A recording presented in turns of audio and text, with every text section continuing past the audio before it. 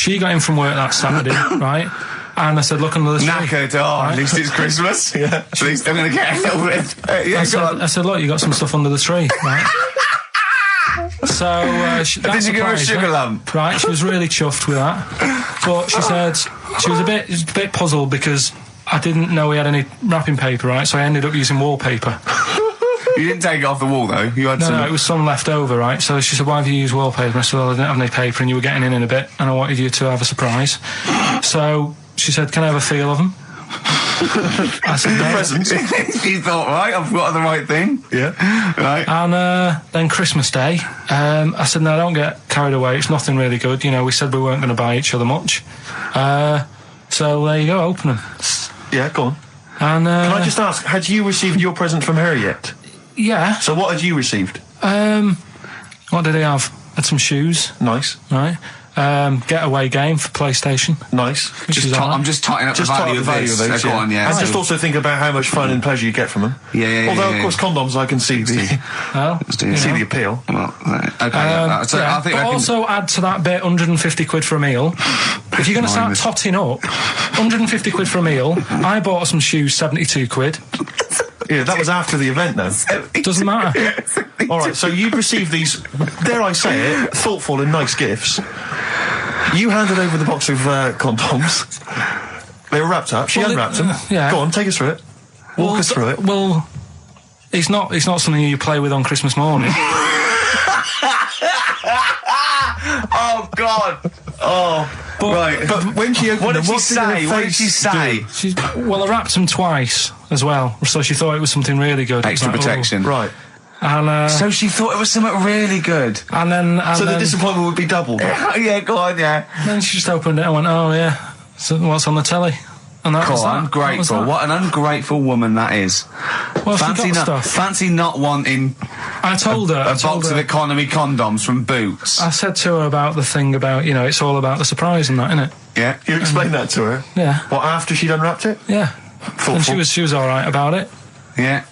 She understood. Rick, you know I suggested to him that he buy his girlfriend a gift. I'm worried I've done more damage to the relationship by suggesting that than if he had just forgotten. Next time you've got to go shopping for yourself, Steve. I think I might do. You've better go shopping for yourself. I'm glad it's all over, though. It's mental. Yeah. It annoys me. The whole thing annoys me. And she knows that as well. Yeah. She should know. What, she still insists on having Christmas once a year? Well... Wow. I'm you know... No, but well, anyway, what did you get? I can't think what you bring to the relationship, Carl. I don't know what it is she's getting from you in this relationship. It's like she's doing all the work. 80 times. Oh God, Carl! I love it. You're brilliant. I know what she's getting. He's the. What though? He's not thoughtful. No, but he's thoughtful. He's the best he can do with the brain he's got. Do you know what I mean? Right. He's doing his best. He's absolutely doing his best. There's no. He's working at the limits of his powers. Do you know what I mean? Though he's done as well as he can with what he was given. Sure. Yeah, and that's admirable. Yeah. It's like, I think he's done better than you'd expect. I bet his teachers didn't even think he'd get this far. Do you know what I mean? What, find a girl? No, well, yeah, a job, a girl. Yeah. Do you know what I mean? Clothe himself. He's done really well. What do you think, Carl? You think you've done well? I think I've done all right compared to some of my mates. What are they doing now? Probably not that much. Do you know what I mean? Mrs. Matthews said I wouldn't be an high flyer. I think I'm doing all right. Yeah. Do you know what I mean? I have a holiday every year. Got somewhere to live and that. Yeah. Got a new flat, haven't you? Yeah, so where are they then, the condoms? Did she show them to her family and friends? No. Take them into work? Look what Carl got me? I'm surprised she told Ricky, actually. I was a bit disappointed in that. Yeah. Because I didn't go shouting around. Well, she was so excited, Carl, clearly. She was just so pleased and proud. Yeah. All right, play records, we'll come back to it. No, that's it now. Streets, don't mug yourself, XFM 104.9, Ricky Gervais, Steve Merchant, Karl Pilkington, a regular Santa Claus. I'll leave it. Oh, dear. Right, listen, right, yeah, New Year and all that. He's great, isn't he? Rockbusters is on the way. We're getting some good stuff coming in. I have to say, I'm amazed. Every answer I've had so far has been correct. I listen to the clues. I've got no idea, and I know you, Carl. I spend time with you. Have you seen the XFM listeners? Well, of course they're the same as Carl. Sure. Of course they've got the same mindset. Yeah. Oh. Right? So what did you do for New Year, incidentally? Well, I cocked it up a bit. Right? You're joking. Go on, You're here we joking. go. You're joking, mate. Go on. I went and booked a You table. got the wrong day. No, right? Booked a table at a restaurant that was shut. Right? What? I booked a table at a restaurant, and the one that I called, it wasn't the one. The call had been diverted. So Suzanne said, call them up and see what they're serving, right? Because I forgot to do that when I booked the table, right? That's right, anyway. Because the thing is, right, it's a restaurant in Covent Garden, but they've got one in Victoria. But when they answered and they said, no, Victoria, I thought that was the person who was answering the phone. Do you know how some people say the name? Right. So then when I called them up and said, what You thought he sounded a bit funny. Right? So... I'm confused, Carl, but probably not more. No more than you would have been on the it was a branch of a... all right, he doesn't anyway, want to give the restaurant away. So he phoned it up. There's one in Covent Garden. They answered the So phone. it's not, the restaurant's not called No. No. They said, no, Victoria. Why can't we name the restaurant? I don't know why. It's not libelous. Are we scared that, are you scared people are going to sort of see you in there because it's your regular haunt? No, it's just that, you got to pay for stuff, haven't you? Right. I mean, it's... Okay, anyway, so you've I got... wouldn't mention it before New Year, but it's not... So did you go all the way to the restaurant to find out that it was closed? No. What happened is I called Was that them the name up. of the restaurant again? Right, the restaurant's called Christopher's. They've got one in Covent Garden, they've got one in Victoria. He phoned up, he went to book. It's a lovely restaurant. I've been there often. I recommend it to him. He phones up, said, can I have a table for new... He said, no problem, sir. Right? And then Suzanne said, oh, you better call up, see if they've got any haddock on the menu. And he went, hello, and they went, hello, Christopher's. Victoria went, Victoria? They went, yeah. He went, oh, no. That's it, innit? So then I just said, no, forget it. I'm not going all the way over there. So I cancelled it, right? So then I called up Suzanne and said, look, I've made an error. The place we were going to is shut. Was she surprised again, or? So we're not going. So she said, oh, try some other places. And I did. They were all booked up, right? I was fed up anyway. I hate New Year. It's always like this, isn't it? So I said, look. You know the common factor in all these stories? You hate Christmas, you hate birthdays, you hate New Year. It is you. Right? Yeah. So I said, I'll sort something out. Yeah. So I went to Tesco. Leave it with me. Went to Tesco's, boots went were to shut. Tesco. Got a lovely plate of condoms. Did you just stay in and play with her Christmas gifts? blowing them up? I've done some balloons. Well, it was. I think we did stay in. And I watched that thing that, 100 Greatest Moments, which was annoying me. Did you see, there was a nudist on it? You know how I feel about them. Yeah. Right? Did you see him? Man with two knobs. There was a man with two knobs on it, and a nudist who just wanders about the house. But it said, and when he visits people, I was thinking, who lets him visit? I go, Exactly, yeah. But he must go there with trousers on and go, hello, lovely to see you. Can I just pop all these off? Well, not really, no. And I tell you what annoyed me the most, they had a white sofa. If you were a nudist, you'd get a darker one. Right? So anyway, right, so we ended up watching that. That annoyed me. And then I was tired by about 11, and I said, oh, let's go to bed. And she said, you can't. And that annoys me, the fact that because it's New Year, you got to stay up. And it's like, well, why? Can't we just... They should bring it forward, so in case you want to quarter to 10. Well, you stay up, and it's like my eyes were dead heavy, and I was like, oh, I want to go to sleep. So just stay up, and then it's midnight, and you go Happy New Year, then you go to bed. Yeah. Well, not everyone, Carl. Some people have a little party. So it's over with anyway. Yeah. Sorry, are you 86 years old? It just gets on my nerves. Do you ever enjoy it? You never seem to have any fun, Carl. This is what disappoints. This is what worries me. I feel like you're going to die. You're here, young, you're here, Carl. With us two, we've got three. As I was just saying to Steve, three of the greatest comedy minds ever in one room. And Steve pointed out, since the goodies. True. Do you know what I mean? Well, I mean, it should be party central. Yeah. So anyway, right, so this is when I spent time thinking of new ideas. Right. We've got Rockbusters, that's rolling. There's people coming in, they're getting them right. I don't understand it myself. As ever, Rick, you'll be amazed and confounded. So I don't know the answer, and I haven't looked at the answers. I just like that moment. It's like when you go down Christmas and you're excited about a present, and it's like some condoms. You know what I mean? Well, I love that. That moment. Yeah. I don't know how he's going to top that next year. I don't know how he's going to top that. All I can think of is some corn plasters. Right. It's all right, love. The batteries are included. Got you a pumice stone. Right, now, and then we went on to a whole thing about homeless. He wants to do a game show with celebrities being homeless for a week. What do you think? Actually, I've got to say, that's not bad at all. It's not bad, is it? No. Right, do you know how, Lenny Henry went to the jungle? Yeah. Right? And you've got, You've got who else did it? John Lumley made slippers out of a bra, right? So I'm thinking, like, get a celebrity and say to him, no, just because. I'll tell you why, right? I'll tell you why all this came about. When I was walking back from that Christmas meal that I bought my girlfriend for 150 quid, Right. Lest we forget. right? I was walking down Mortimer Street and there was a homeless fella there, and it was like, oh, it's really, really bad. But the weird thing is, it was about, I don't know, probably about 8 o'clock. Yeah. No, about 9. Right. And he was asleep. And I just thought, do homeless people ever think, I think I'll have an early one tonight? Right, that's what got me thinking. It's a bit weird, the whole lifestyle of it, the fact that he had an early night. So, the fact, what if it's a bit weird that he's sleeping not in a home, but on the street? No, it's just that if I was homeless, I'd probably stay up quite late, because it's not nice. Do you know what I mean? What are you talking about? Just being homeless isn't a good thing, is it? No. People forget how bad it is. Yeah. Right? But surely sleeping gets you out of reality. They sleep because they're tired. They can't sleep very well, so they need all the sleep they can get. Yeah, but sleeping's nice if you've got a nice big bed. What, you think that they can go, I'll stay up, I'll go to bed at 2, I'll go straight to sleep, and I'll pop up at 8 when the alarm clock goes off? Well, it's just what I was thinking, right? So I was thinking how bad it is, and it's, especially this time of the year, Yeah, it's terrible. It's the really worst thing. And to sort of give it some publicity and get a bit of help behind it, get celebrities, someone like Phil Mitchell, maybe, off EastEnders, who's a big fella, he can look after himself, put him in a shop doorway, have some cameras set far away in a building or something, they can film him, and it's up to him how he raises money for food to eat. He could sign autographs. Well, they wouldn't know him though, would they? Because you never look at a homeless person. You get, what's her name? Gail Porter. Yeah. Gabby Roslin. Right, yeah. Narinda from Big Brother. Yeah. Who else would do it?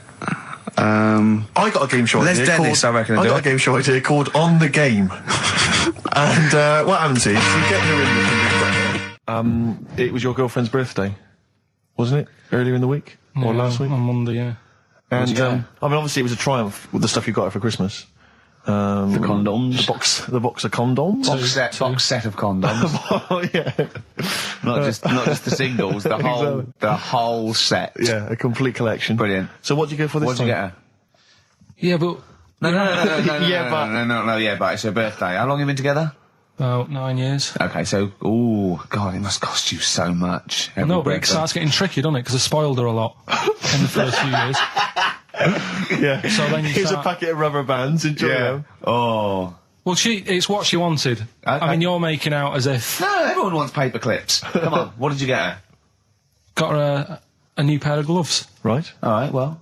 And? What, nice leather ones from Selfridges or Harrods or something? They were good ones, the sort she likes, so... They weren't... Well, they weren't the little woolen ones that she had. Yeah. I thought that was a joke when she said he got me these, because I laughed. No, but I know that's the one she did have. When they said it's his birthday, it was her birthday Monday, and me and Steve wanted to get her, and she went, he got me these, because she had those little woolen gloves on. I laughed, because I thought she was joking, Carl. That's what she wanted. Right. I've told you before about buying presents. Did those gloves have your name sewn in them? And a piece of string that ran over the back of your duffel coat? I've never been into getting presents and that. I had the problem at that Christmas one, that time with the Victoria Plum. Yeah, we'd hate that. We'd hate to bring that back. We've done that. Because you talked about because it's kind of to do with your dad, isn't it? He's a very bad gift buyer, was that the problem? Well, yeah, my dad just wouldn't bother. It was my mum who sort of made an effort, and she sort of worked out half of what I wanted, then she left it to my dad to get it off someone, see if he could get one cheap or whatever. I love the fact that usually people talk about, like, drinking heavily or violent abuse, right? Yeah. But here's what he's been left with and scarred with for parents is bad gift buying. Yeah, and that's the Victoria Plum incident. In the greater scheme of things in the world, that's not a bad thing to have, is it? Right, there was this, this is what it's like about getting presents and stuff, right? With my mum and dad. Go on. My mate, Colin, right? Colin Makin? No, Colin Bailey, right? Yeah. He had a little Sinclair Spectrum, right? Computer, which was like the thing to have at that time, right? Yeah. You used to always go round to his house. The deal was... Not the one you had to play through the window because you weren't allowed No, that's another lad. Oh, right? yeah. This is a different lad, and the deal was, he came to our house, and my mum gave him a pie. And then I'd go round to his, and I'd stay there for a few hours playing, you know, Hungry Horace and stuff like that on it. Sure. Right? Now, my mum and dad knew that I really wanted one of these computers, right? So I waited about a year. Came round to Christmas Day. I thought, I reckon might have one. Turned out they bought me the wrong one. They bought me a ZX81 instead of a Spectrum, right? And Christmas Day, I'm there trying to load the games up. It's not working. I'm thinking, what's wrong, right? And the thing with me when I was a kid, I used to get quite sort of agitated. This is the moment, right? I found out that it needed a RAM pack to make it work, right? Looking in the thing and it's saying, and make sure you put your RAM pack in the back. And I was like, oh, where's the RAM pack? And my dad's going, I don't know, I've got you the main bit. That's it. So I was that wound up, I just was sick, right? Just sick. I didn't feel sick or anything, I just was like, oh God. Went to the sink, just sick. Because I was that on edge about it. I said, come on, we've got to get one. And my dad's like, Tandy's shut, we're not gonna get anything today. Ruined again, Christmas Day. That was after the year when my train set got blown up by our kid. The following year, no RAM pack. And now you ask me why don't I get good presents? he's scarred. He just I'm gonna die. Honestly, I'm gonna die. He's just being sick. Yeah. There's no RAM pack. Did you get to the bottom of it? Why wasn't there a RAM pack? You have to buy them separate. Oh, okay. What do you mean I can't play Frogger? Oh no. So, wasn't there another incident when you threw up? Spontaneously threw up? Through sheer anxiety? I do get it. It's not so much now because I've relaxed a bit, but as a kid I used to be quite on edge all the time with certain things. Do you think that's what happened to your cat that kept being sick? That it didn't get the food it wanted and it just threw up? Do you remember that? Yeah. God, so they shaved it. Yeah, but again, you see, the cat thing, I mean, it's mad. I was thinking about it the other day, right? I used to think I had quite a normal upbringing. You didn't. Right? And someone was talking Your about mother once told you not to go to school because it was windy, Carl. It was not a normal upbringing. The cat was being sick, so she shaved it, so it was easier to clean. Right, well, my mum and dad went on holiday, right? And I stayed at the Rosses down the road. Oh, yeah. Only a kid, must have been about 5 or something, right? And I was always running around in the house. I had a lot of energy as a kid. What the Rosses did, they had this cat that was dead violent, the most violent sort of angry cat I have ever witnessed. A tiger. It was honestly, Steve, if it was bigger, it would have been, because it was just always having a go at you. Yeah. If you went to pat it on the head, it went to bite you and stuff. And what they used to do with it, to stop me running around, I'd sort of be running around, and then I'd get a bit tired, and they'd say, have a lie down on the settee. So I'd lie down on the settee and I'd nod off. And what they used to do, I'd wake up and I'd put the cat on my belly. Right? So I'd be scared to move because it's like it's going to get me. But it would keep you there. It kept me there, and it used to sort of slaver on me, and they'd sort of, you know, go out or whatever, and I'd be lying there. That's not normal, is it? Carl, sorry, were you created by the Brothers Grimm for one of their fairy tales? What kind of a life is that? A cat paperweight to keep Carl in place. He keeps blowing around. It's windy. We'll have to weigh him down. Be careful. Your mum probably told him that it's a windy day. You've got to get something heavy on him. Otherwise he just gets blown into the road. God. Bless him. Well, were you on Richard and Julie yesterday? Right. Yeah. Tell us about that. It was good. It was good fun. Yeah. It's a bit surreal. Is it? Yeah. It's nice. It's nice though. There's something charming about them. Do you know what I mean? They go off on tangents. They sort of digress. They suddenly think of something. She suddenly go, oh, my jumper's itching or something. You know. Yeah. And it's quite charming. It's not annoying at all. Yeah. And I'd never seen them through before. And I hope I didn't insult them because I said it was like an adult Blue Peter. Right. But in what way? Well, they had a Christmas wrapping competition. Right. Then they had a Christmas wrapping competition. And then they had that wasn't them doing kind of hip-hop. Then they had what the French people are like. There was didn't quite understand that living in France. Then they had a woman who relived Elizabethan Christmas. The bit that made me laugh was she was sort of announcing this through an Elizabethan microphone and PA to all the people sitting around dressed as. I'm a bit confused. This sounds baffling. It was good though. And at the end I said, next week I'll be washing a tortoise and that. Yeah. And the producer said, if you do want to make something for the show, we'll definitely feature it. So I might make some of those things that you spoke on Blue Peter, like send in sort of, you know, I remember they made a chest of drawers out of 3 matchboxes. Yeah. For Barbie doll or something, or Action Man. Roll Over DJ by Jet on XFM 104.9. I'm Ricky Gervais, with me Steve Merchant and Karl Pilkington. All right, Karl? Yeah. Bit miserable today, Karl. Let me explain why. Go on. Steve, and to you, the listeners. Well, we came in to a big bunch of stuff. Dropped off was it Becky from Marks and Spencer? Just like lovely stuff. Food, presents for the cat, books, just, you know, to Ricky and Steve who do the show, right? Ricky Gervais and Steve Merchant. GQ presenters of the year. Creators of The Office, right? Award winning. Carl's looking over. I go, well, maybe, it's not for you, no. And then he told me why he's grumpy anyway. Go on. Do you know what XFM are giving everyone? How long have you been here? About 6 years. What are you getting for Christmas from XFM? 2 CDs. Is that of your choice, or do they choose them? There's a list of about 30. Right. Tell them what you chose. 30 CDs. I've gone for Kings of Leon album. Yeah. And the best of Bob Marley. Haven't we, like, given them away in the past or something? Or you could have burnt them off, couldn't you? You could have done copies. Illegal, but you could have done that anytime you wanted. I don't think Bob Marley minds if you bootleg his CDs. It's out of order, though, isn't it? It is bad. Although is that always the case? Has it always been the truth of all the time you've been here? No, it has been better than this. Yeah, although you do get paid quite well and you do have an easier time. Yeah, but don't give me the CDs then. If it was a milkman, you don't go, I have 2 bottles of semi-skimmed. Happy Christmas. Yeah. That is a valid point. Do you know what I mean? Have you complained? Who is it who made this decision? There's no point. No point, is there? Why? Just no point. I don't like moaning anyway, just... Ah! Has it come from up top? Is it like from the capital people? Just everyone. That's what everyone gets. Yeah. Yeah, but will Christian get 2 CDs for getting up at 4:30 every day for about 5 years? And keeping the station afloat. Probably. Yeah.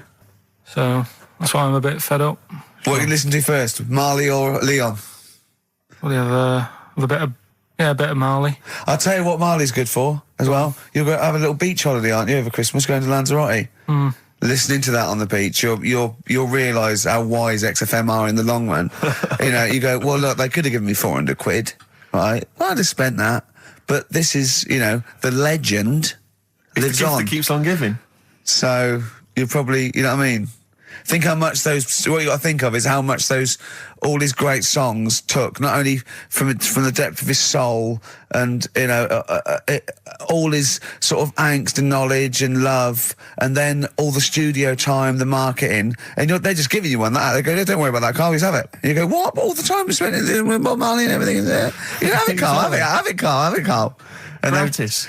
Yeah, have that. Thanks, well done. Carry on. We're still going to pay you for the work. Yeah. That's just something on top. Here's a little piece of Bob, free. Yeah, so don't moan, it's extra. So, they didn't have to give you it at all. Play a record, you ungrateful little swine. Some people, like the homeless, aren't getting anything this Christmas. This is my favourite Elvis Costello track of all time. It's Alison. This wasn't on the list. Right. Elvis Costello? Alison on XFM 104.9. So, that's it. Maybe, I'll tell you what, a good idea, Carl, just beg. Just ask for other things. What do you want? What do you want for Christmas? You must have a big fan base out there willing to make you things. Maybe like a little, I don't know, pair of gloves. A little woolly hat. If you want to send a necklace in for Suzanne, that'd be handy. Oh, yeah. That's what she wants. Is Suzanne listening today? No, she's out. Right, okay, this is the dilemma. Me and Steve, yesterday, were trying to convince Carl that it would be a good idea to buy Suzanne a Christmas present. Okay? Now, why aren't you going to buy her a Christmas present? Explain, Carl, why you don't think you should buy her a Christmas present. No, I've told her I'll get her one, but in the new year. We're going away on holiday and that, so there's no point taking stuff away. Yeah. Going to Lanzarote next week. Just get something in the sales after Christmas for the, Yeah. Right.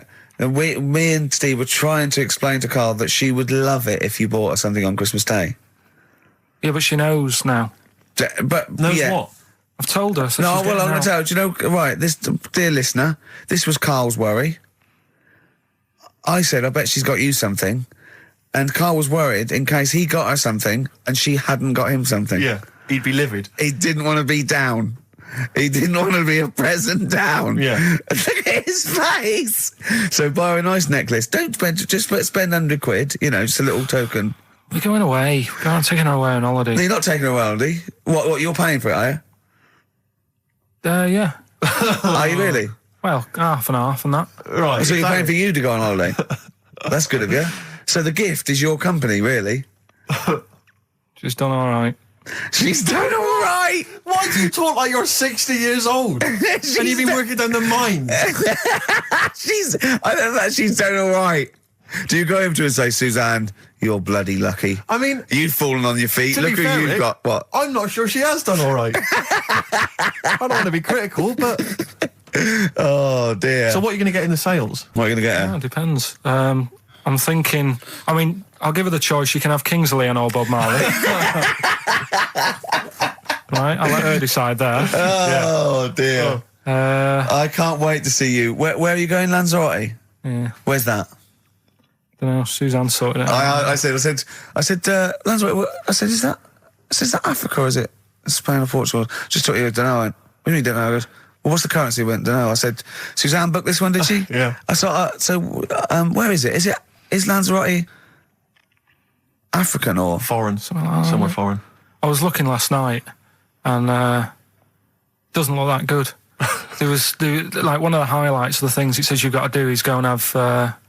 apparently they've got restaurants in caves, and that's like one of the things they say you must do. So, if that's a highlight, do you know what I mean? Right. So I'll do that. Go and see what that's like. Yeah. When you're on the beach, Carl, do you wear the very, very tight Speedos? No. Do you walk What do around you with wear? them? Sort of longish shorts, Yeah. T-shirt on, probably with a sort of a light shirt on top of that. Right, sure. So quite wrapped up then. Covered up. Do you wear a hat? Because obviously the bald head, there's risk of sunburn. No, I just put a bit of lotion on it. Lotion on there. Yeah. Just have a bit of a wander down the beach, have a look. Yeah. See if there's any old blokes with their tackle out and a backpack. A lot to look forward to, so Yeah. there you go. Yeah. Well, we're looking forward to finding out how you get on. Yeah, I'll let you And know. interested to know what she gives you on Christmas Day. Probably getting More anything. scintillating chat after this next song. All right, bit of placebo, Yeah, love it. special needs. Placebo, special needs on XFM 104.9. Email in where Lanzarote is. I don't know if it's Italy or Spain or Europe or maybe Africa. You know, these are the sort of things, these are the reasons I come into it, to at least learn something, innit, Carl? We've stopped educating Ricky, so I've stopped learning, you know, about things like the woman who ate mud all her life. I told you something before when we were in the office. What was that? What did you teach me? They've just counted how many fish are in the sea and that. No, they They've haven't. just done a census. A census. What, a fish? Yeah, some fellas have gone in the sea and they've got to work out. There's about... Mrs. Spratt, is this your son? No, he's a lodger. Okay, well, let's mark him down. That's 2. Oh, I've lost count. 6 million, 4 and... Oh, darn. So how many are there? About... There's a lot. There's... Oh. Well, there are more species of fish than bird, mammal and reptile put together. Can I ask a question? That's on my DVD of animals. That's still available in the shops. Probably find it online. You'll get that slightly cheaper. $15.99. What? Go on, ask me a Special question. features of Ask the me a which question. include, Ask me a includes question. Karl's Pilkington's also on the DVD. Yeah. That's a perfect Christmas gift. Yeah. Long and Winding Road. I love that, but I don't like the way McCartney sings here. There's just one, he goes, you leave me waiting here. Well, he's always got that slightly affected. But it sounds style, like doesn't it? Richard Burton or something, here. Yeah. But it's only one that does it, but I don't know why. I just think he likes it or wants to go back and change it. Maybe it's like... But having said that, you know, I'm not taking away from the Beatles, one of the best bands ever. Well, yeah, good luck to Brilliant songwriters. Oh, they do well. Yeah. We've had a lot of emails, Karl. I don't want to sort of put a dampener on your Christmas, but a lot of people have been slagging off Lanzarote. One of them just said, well, one of them just, I don't know if I can find It is Canaria, isn't it? It is one of the Canaries, isn't it? It's a volcanic island covered in volcanic dust. It's very windy, so you have to dig a hole to sit in on the beach, and there's hardly anything to do. That's from Mike Godham, he says, unless you like quad biking. Well, you know, you've seen what happened to No, Ozzy don't Osbourne go this quad week, so don't do biking. that. No, with your little head, there's no protection at all, is there? I don't know what you're thinking. I don't know. At least Rick Mann and Ozzy had lots of hair. Yours would be like Humpty Dumpty. It would crack like a little egg. And then we'd seen, there's no kings or kings horses. So, Well, they couldn't do the job anyway. No, shouldn't really send them. They're not really qualified. Horses not equipped to put send back a medical man like Neil Fox in yes. to mend but not eggs. some kind of military horse. I bet he's had egg on his face a few times, hasn't he? What, Foxy? Yeah. Most of the series are Pop Idol. Right, Carl.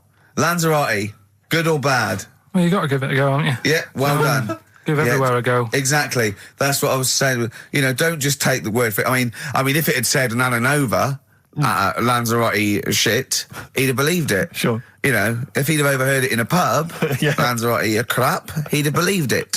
He'd have seen it on a website that was mainly concerned with monkeys and witches, he'd have believed it. Yeah. As it is. Everybody raves about New York, and when I went there, I thought it was rubbish. Well, you're an idiot then, because that is possibly the greatest city in the world, along with London. Subjective, though. That's why they have holiday programmes and that, innit? So you see it and you decide for yourself and that. Yeah, but you saw Venice on a holiday programme, as you put it. You went there and you went, it was rubbish, full of black bin liners. Well, it is. Right. Didn't they show them? It stunk. Didn't Judith Chalmers say that? Oh, it stinks here, and there's loads of rubbish everywhere. No, she didn't. Did she mention that? Oh, that's what I mean. So it depends what you want from holiday, doesn't it? Well, yeah. But So you're an idiot if you don't like New York, so next. Anyway, come on, break up, guys. Kiss and make up. right back just for Christmas. Brilliant. I've only got two really what? because I was trying to work one out before, right, in my little room. Yeah. I was looking at different band names, thinking, what can I do? Yeah. Couldn't concentrate because Ricky was in there trying to spray deodorant all over the place. Right? Well, you should have done them yesterday. You should have shut me out. Right. So there's just two. Brilliant. Well, I've kind of got an idea for the third one. fine, I'll have a go. Yeah. Right, so anyway, the first one... Should we play a record and come back to this? We'll do it quickly, we'll do it quickly. No, play a Okay, record. This is record then. rubbish. Yeah. Rubbish. Libertines. Useless. Give me the gifts. Let me have a look what prizes you've got. Libertines, Don't Look Back Into the Sun on XFM. Well, the general public are getting involved with Carl's holiday, and, I mean, this has been a damning report on Lanzarote. There's not been a positive word written about Lanzarote so far. Wow. It's volcanic, there's no natural water supply. Apparently there's no natural water supply. It's You all have to sit in a imported. hole. What do you think of this, Carl? What do you think of the people that want you to know that you're going to a rubbish place when you can't change it? What do you think of that? Rubbish though, will it? What do you mean? Be all right. What do you mean it'll be right? Because I'm going to go there thinking, oh, there's no water and that, and there will be water. No, they didn't say there's no water. What did they say then? There's no natural water supply. Whatever. I'm not bothered. Doesn't bother me. All right. I'm going to have a good time and that. What are you going to do? What's your plan to do? Got a book. What book you got? Rich Hall book. I'm just going to read that. So, Brilliant. and the weather's better than here, isn't it? Yeah. So... gonna have a good time. Someone emailed just now. They said they're listening online and there's a problem with their computer and everything's sped up. The music's sped up. Our voices, Rick, are sped up, except Carl's. That's how slow he speaks. So when everything's sped up, he sounds a normal. Right, we're doing Rockbusters. Yeah, come on. What rubbish. I wonder why we stopped this game. Well, I think it's probably exhausted him. He needs to go to some kind of volcanic dust island for a holiday. With no water, Yeah, exactly. just to dry out and get some new ideas. Oh, I'd love to see you sitting there on these black ash sands, just sitting there going, I'm thirsty, Suzanne. There's no natural water. I've finished my Rich Old book. I can't focus. I'm going blind. I need some water. Oh, brilliant. Oh, bless him. Anyway, happy Christmas. We said we weren't getting out, didn't we?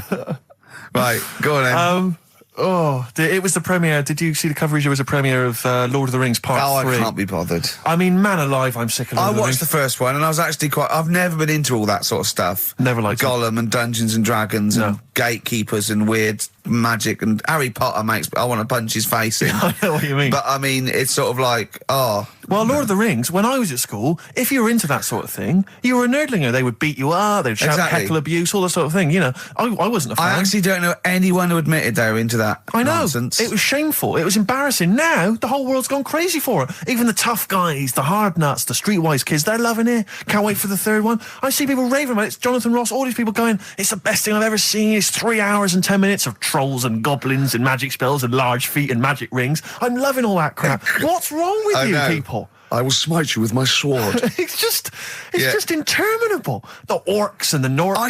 I saw some people playing this game. They had a big manual and a dice, and they're in a pub, and they're all fat with beards, right? And he threw a dice, and he looked down, he went, and he said something like, outside them, the 3 miles to Mumra. And they went, oh, well done. I know. I want to go and say, what is this game? Yeah. What? It's absolutely extraordinary. Well, they showed some coverage of the Lord of the Rings premiere on TV, and there were people dressed up as some of the characters. Yeah. There was a girl chatting saying, well, I just think Gollum's hilarious. What?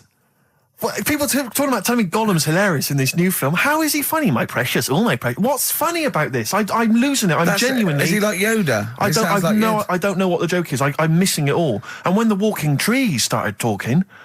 Oh, man, I love it. Gollum's the little one that looks a bit like Gandhi. Yeah, exactly. The computer-animated Gandhi. Yeah. Yeah. Is that all right? Yeah. I think that's how he's described in the book. But this is the other thing. I say, then they go, Tolkien, J.R.R. Tolkien, he's a genius. You know he created his own language? Whoopee! Carl comes up with a new word every week that he's made up. He's not a genius. Yeah, well, the bloke, a look of frighteningness came across his face. Frighteningness. Yeah, Carl's new word. No Blue Sky, The Thorns. That's beautiful, isn't it? On XFM 104.9. Carl, you're losing your rag a little bit. What's the matter? Nothing, go on. See? What's the matter? What's the matter with Carl? I've got something to cheer him up. Someone's emailed in, Emma's emailed in, she said that for those that know, those in the know, they referred to Lanzarote as Lanzagrotte. Brilliant. He's a bit fed up. He's got 2 CDs for Christmas from a company that's been with for 6 years. He's a little bit grumpy about having to answer the phones. He wouldn't go and make Steve another cup of tea immediately. Selfish. Yeah. Carl, what are you thinking? Nothing. Go on, what were you doing? Come on, Carl, you're getting paid for this. Project. Out. We'll take one of those CDs away. All right. Right, okay. Are you in a film this week, Carl? We're doing that now? Yeah, go on. Get it over with. Hang on a minute then. Get it over with. Let's get this show over with. We can go home. You can go off to Lanzarote and sit on some ash. Some charcoal. He's not happy about that. That's annoyed him. The listeners have all ganged up on him. Yeah. XFM giving him 2 CDs. We've had more calls for his resignation this week than ever before. What do you think of that, Carl? What do you mean? There's another reason. Do you know what I mean, though? Because he's grumpy. He's not just giving it. He goes, well, I can't help it, can I? I don't want it. You're being paid well to do a job. People have tuned in to be entertained, to have good songs. Me and Steve are working here. I'm pressing the buttons. I'm paid to press the buttons. That's what I'm doing. Has every CD started on time? Then why would they give you Monday off if you just paid to press the buttons? Don't get every other Monday off, do I? So have you stopped doing that now, have you? Well, yeah. Why? Because there's work to do in that. I'm not moaning about it. Let's get on with it. Right, Scrooge, right, is the film that I'm in. Thought I'd do a Christmassy one. Okay. Right? Yeah. Get people in the Christmas mood and that. Yeah, you have. Yeah, you have got people in the Christmas mood. You're like Santa visiting them. Right. So it's you in the film Scrooge. Yeah. Which version of Scrooge? The old one. Is it? If it's just you moaning with bells, I'll be annoyed. Right, that is essentially Scrooge. Yeah. Right, Scrooge. Listen to this, and then there's some question at the end, all right. and you can win some stuff and that. Yeah. All right. Yeah.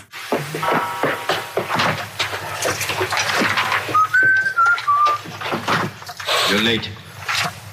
Only 20 minutes. What do you mean by coming in here at this time of day? I've just been doing some Christmas shopping, haven't I? Probably do some more shopping on Monday because it's my day off, isn't it? Yes, I know it is. You don't have to tell me. Do you want to see what I've bought Suzanne? No, thank you. I don't mind showing you. It's only a Christmas present, isn't it? Just bought some more condoms. Why? Well, I bought some last year. Got 2 boxes. They all got used, so... I'm very glad to hear it. How much do I pay you? Why are you asking? The presents I buy has got nothing to do with what I earn. Like I say, if I won the lottery, I wouldn't go mental on her. Do you know what I mean? I probably wouldn't even tell her because I think she'd want to travel around the world and all that, and I'm not into that, to be honest, so I'd probably keep it quiet. Why? Well, once you've been around the world, where do you go next year? Each to their own, though, innit? You know what I mean? Well, what do you want? What for Christmas? Not that fussed, really. And you, it's just as well I'm not that fussed, because do you know I do some work at XFM? Do you know what they're giving me for Christmas present? Nothing? No, might as well have been nothing. 2 CDs. That's it. I was well fed up. I'm sure you will. They give you a list of about 30 albums and you get to pick 2 off the list. So I've gone through Kings of Leon album and the best of Bob Marley. Mr. Marley has been dead these 7 years. In fact, he died 7 years ago this very day. Did he? Do you know what sort of donuts Bob Marley likes? It's not my business. No, it's not a proper question. It's an old Peter Kay joke. He likes the ones with jam in. Do you get it? Garlic bread. It's good, isn't it? Excellent. Oh, Carl, well done. Carl in Scrooge there. The only man more mean and depressed generally than Ebenezer Scrooge. Oh dear. Oh. What's the question, Carl? Well, if people have been listening from the start, right? What albums am I getting? Yeah. Is that good? Mm-hmm. Good, yeah. What albums am I getting from for working for this place for 6 years? All right. Ricky.Gervais at xfm.co.uk. Do you want to apologise once more for anyone you might have offended over the year? Yeah, like I say, I never want to upset anyone. We're just chatting about stuff. It's just chatting. It's from the heart. You see something, you say, "Oh, it looks a bit like so and so," or "Isn't it a bit?" You're not really, you don't really try and hurt anyone's feelings, do you? But I think most people know that. And I've got to apologise for laughing at anything you say. I actually can't help it. Again, it's not vindictive, but when Carl comes out with some of the things he says, it's impossible for me not to laugh or react. So, have a Merry Christmas, everyone. Well, before that, Rick, is there some final, for the year, Monkey News? Tell you what, let's play a good song. Okay. Right, we'll have a bit of Monkey News, and then that's it. A bit of Amy Mann, then. Perfect. Yep. Brilliant, this one. I brought in Metal Christmas, is that all right? That's my only request from this show, that we do play Paul Di'Anno's version of Santa Claus is Coming to Town. The rest of it's over to you. Yeah, we're going to play some Christmas tunes, we're going to play some, our favourite hits of the year, but mainly, this is the rock programme. This is the rock programme. What worries me, Rick, is there's a lot of people who listen to our show and they're not regular XFM listeners. They just kind of crawl They're out not of their regular morphine people. stupid on a Saturday afternoon, put the show on. So they might not be familiar with Ian work. Canfield is a young man. He's been in he's about 14. He's been in radio. It's weird, he's 14, but he's been in radio for 15 and a half years. He was weaned on the milk of Avant. Yeah. Right? And he's going to be the new rock god, aren't you? Well, I'm trying. Yeah. No DJ Canfield. Just go, yeah. Right? And over the 2 hours, I want to work out the 4 pillars of rock, right? I want 4 names, 4 pillars of rock, right? Huge rock pillars. And then I want the king who stands astride them like the archangel of metal. So we'll be asking Ian, every few minutes we'll be asking, right, who's your first pillar of rock? And then, keeping the one that stands astride them. Okay? And how many do we need? Well, we need 5 names then, don't we? The 4 pillars of rock and who stands astride them. Right, okay. Like the Overlord with these Axe Attack albums. Yeah. Yeah. This is Oasis. Christmas. Oasis doing their version of Merry Christmas, everyone.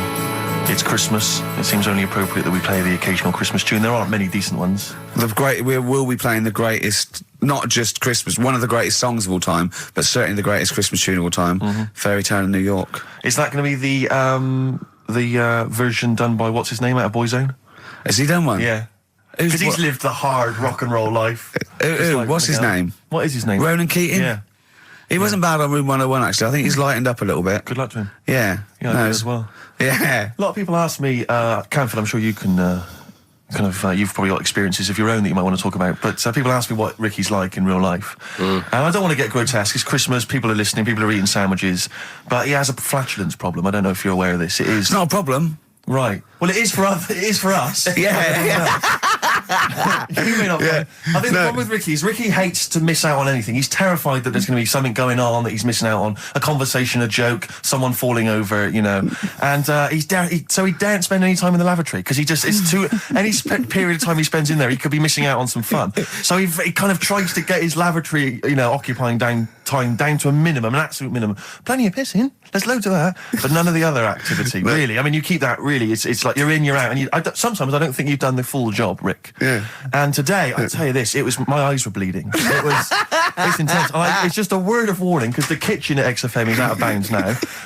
No one's going in there until the new year. A to J in the library. A to J in the record library. I'll tell you this: I don't know if like Tony Blackburn's in the building. His wig will fall off. But seriously, not that he wears a wig. He doesn't wear a wig. But if he's going down now, maybe he wants to play some Beach Boys. I mean, seriously, forget I'm a Celebrity, get me out of here.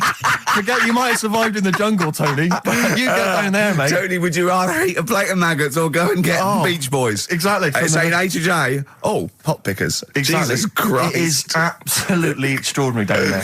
Oh, so I'll just be warned. But it's Christmas. Yeah. Christmas. Why would Blackburn be listening to this? I don't know. He's probably doing a bit of Christmas shopping. Sure. And he's out and about with probably got his little, personal stereo on. Yeah. And he goes, I'll listen to the boys at XFM. Exactly. And Camfield, what do you think of it so far? Yeah.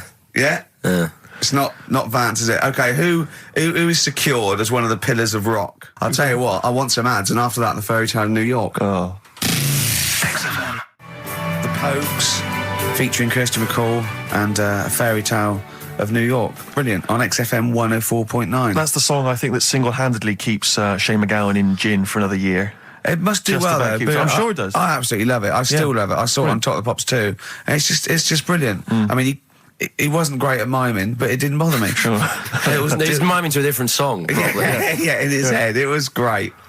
I had a little visit in the week, Rick. I think you missed out. A little Christmas visit from, I know he's a friend of yours. He's a friend of He's a friend of the nation. Go on. TV illusionist Darren Brown. Oh, yeah. Yeah, he's bought a new pad. Yeah. And he just came around to tell me about it. Yeah. And it's interesting because... Somewhere to keep his guns. Exactly. And he... I can never know kind of how much, he's just playing with your mind, experimenting.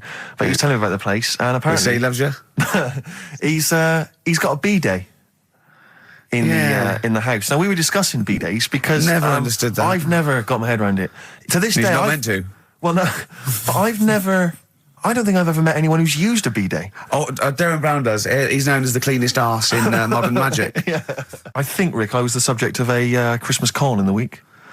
What, you mean you bought something for £4, then saw it for £3.90 as you walked home? That would make me livid. Because I've seen you really livid. I'm absolutely furious. When I bought my PlayStation, I saw I could get it for £5 cheaper down the road. I was absolutely fuming. And you'd already walked to about 19 places, I remember. Yeah. I actually left you after about an hour. Yeah.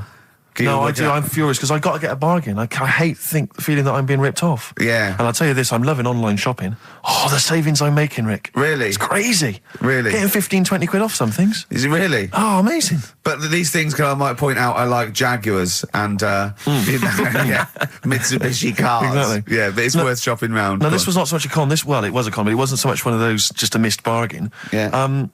Doorbell rings, answer it. It's a couple of girls. They must have been 13 or 14, maybe.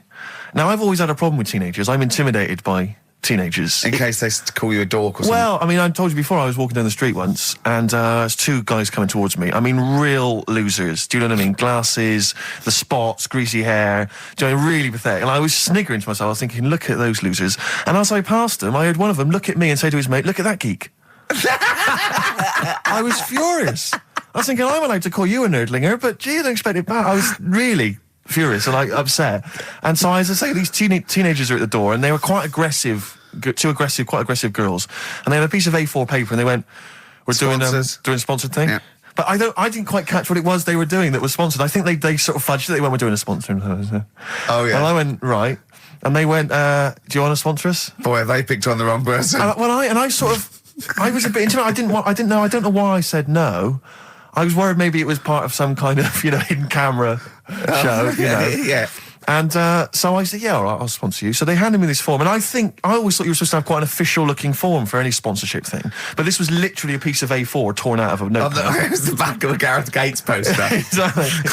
And, with some blue tack on it. Yeah, well, and I looked at it, and I didn't really absorb it, but it had things like, Mrs. Jones, Mrs. Smith, £5. Yeah. And then no one's actual address, just Finchley Road, nothing too specific. Yeah. So I wrote my name on, and put down £3. 'Cause a lot of people were giving £5s, but I thought, I'm not made of money. It's Christmas. I've got to buy gifts and stuff. So I gave him a £5 and asked for change. Yeah. Well, I gave him £3. I said I'll sponsor you for £3. Best of luck. And they went, "Can we have the money?" And I said, "Well, aren't you supposed to do the thing?" And the woman the girl just looked at me. She just went, "No." So I gave her £3. But what difference does it make? Well, I'm assuming, though, that it's not going to any charity. It's no sponsored thing at all. But then I'm not being funny. The charity that it's not going to, you wouldn't have given to it anyway. It's true enough. So all that's happened is you're £3 down. I'm £3 down. Yeah, but if it would have gone to charity, it'd be £3 down. The fact that it hasn't gone to charity doesn't matter because you wouldn't have given it to charity. Yeah, but if it had gone to charity, Rick, I'd have felt a little bit superior, a little bit smug. That would have kept me going for another 6 months. Whereas now it's just gone to a couple of weeks off the street, who are scamming people, possibly old people, Rick, and that's who I feel sorry for. They've not got a great deal of money. That's why I'm not worried about myself. I've got a bit of cash. What about the old people? Yeah. Although you are £3 down, which probably still hurts, doesn't it? It's still stinging. That's why I just like to tell you now, get off my chest. It's Merry Christmas. Thing, yeah. Just be careful. If you're living up in North London, be careful. There's 2 girls that are going around. I expect, they might come to your door. But they might be wary. Be genuine. No, I don't think so. No. They were common. They were very common. Do you know what I mean? Was the giveaway things like, Santa Claus had given £10, Exactly. Tony Blair had given £1? Yeah, I know what you mean. Yeah, I think you were conned, mate. Yeah. Right. Won't Get Fooled Again by The Who. Ian, I'm going to ask your expert opinion. Is that not one of the greatest rock songs of all time? Yeah, if you'd have played the proper version of it. I know, but it's 6.5 minutes, and we usually do, but we just thought, it's Christmas, people want to... but have him or Jonah Louis. Yeah, but we could have played like the full 8 minutes rather than making the show sound like strolling round your local Asda with the Christmas songs with a little bit more racism. That to me sounds like fighting talk. You want a rock challenge, Canfield. You can't handle the truth. The trouble with that song is, don't know about it. It could sound like he's saying something to do with Bell Ends. Well, yeah. What? Heaven forbid. What? You think he meant that? Did he? Probably. No. That's The Darkness on XFM 104.9. Bellend. Yeah. What other rude words are there? Cock. Yeah, that is rude. Yeah. Especially at Christmas. Especially at Christmas, yeah. It's time for families. I know. Now listen, time for family. Now, Ian. Yes. Who is your fourth? We need a lead singer in this mega group, the monoliths of rock. Who we got? Lemmy, Keith Richards. We've got Keith Richards on guitar. We've got Lemmy on bass. Yeah. We've got Keith Moon on skins. Right. Some terminology coming out there. Yeah. Who's doing the Vox? Who's given Golden Tonsils Award? Robert Plant. He's gone for Plant.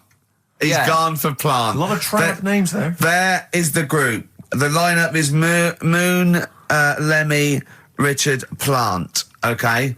Now, our competition, Steve. Name that group. Okay. What's the best, heaviest rock name ever? Sure. This is obviously not a name that already exists. No. Okay. My mate of mine came up with, I think it was Brain Hammer, which I like. Velvet Nazi 666. Sure. So we want the heaviest, most mental piece of death metal, headbanging, bleeding out your brains rock. Axe Attack. Okay. Please welcome to the stage, Christ on a Bike. Please welcome to the stage. Oh, look at you. That would be great. Yeah. That would freak out the metalers. Yeah. Cheeky. Yeah. Oh, now listen. They need a manager. They need someone who could introduce them. They need someone to stand astride them.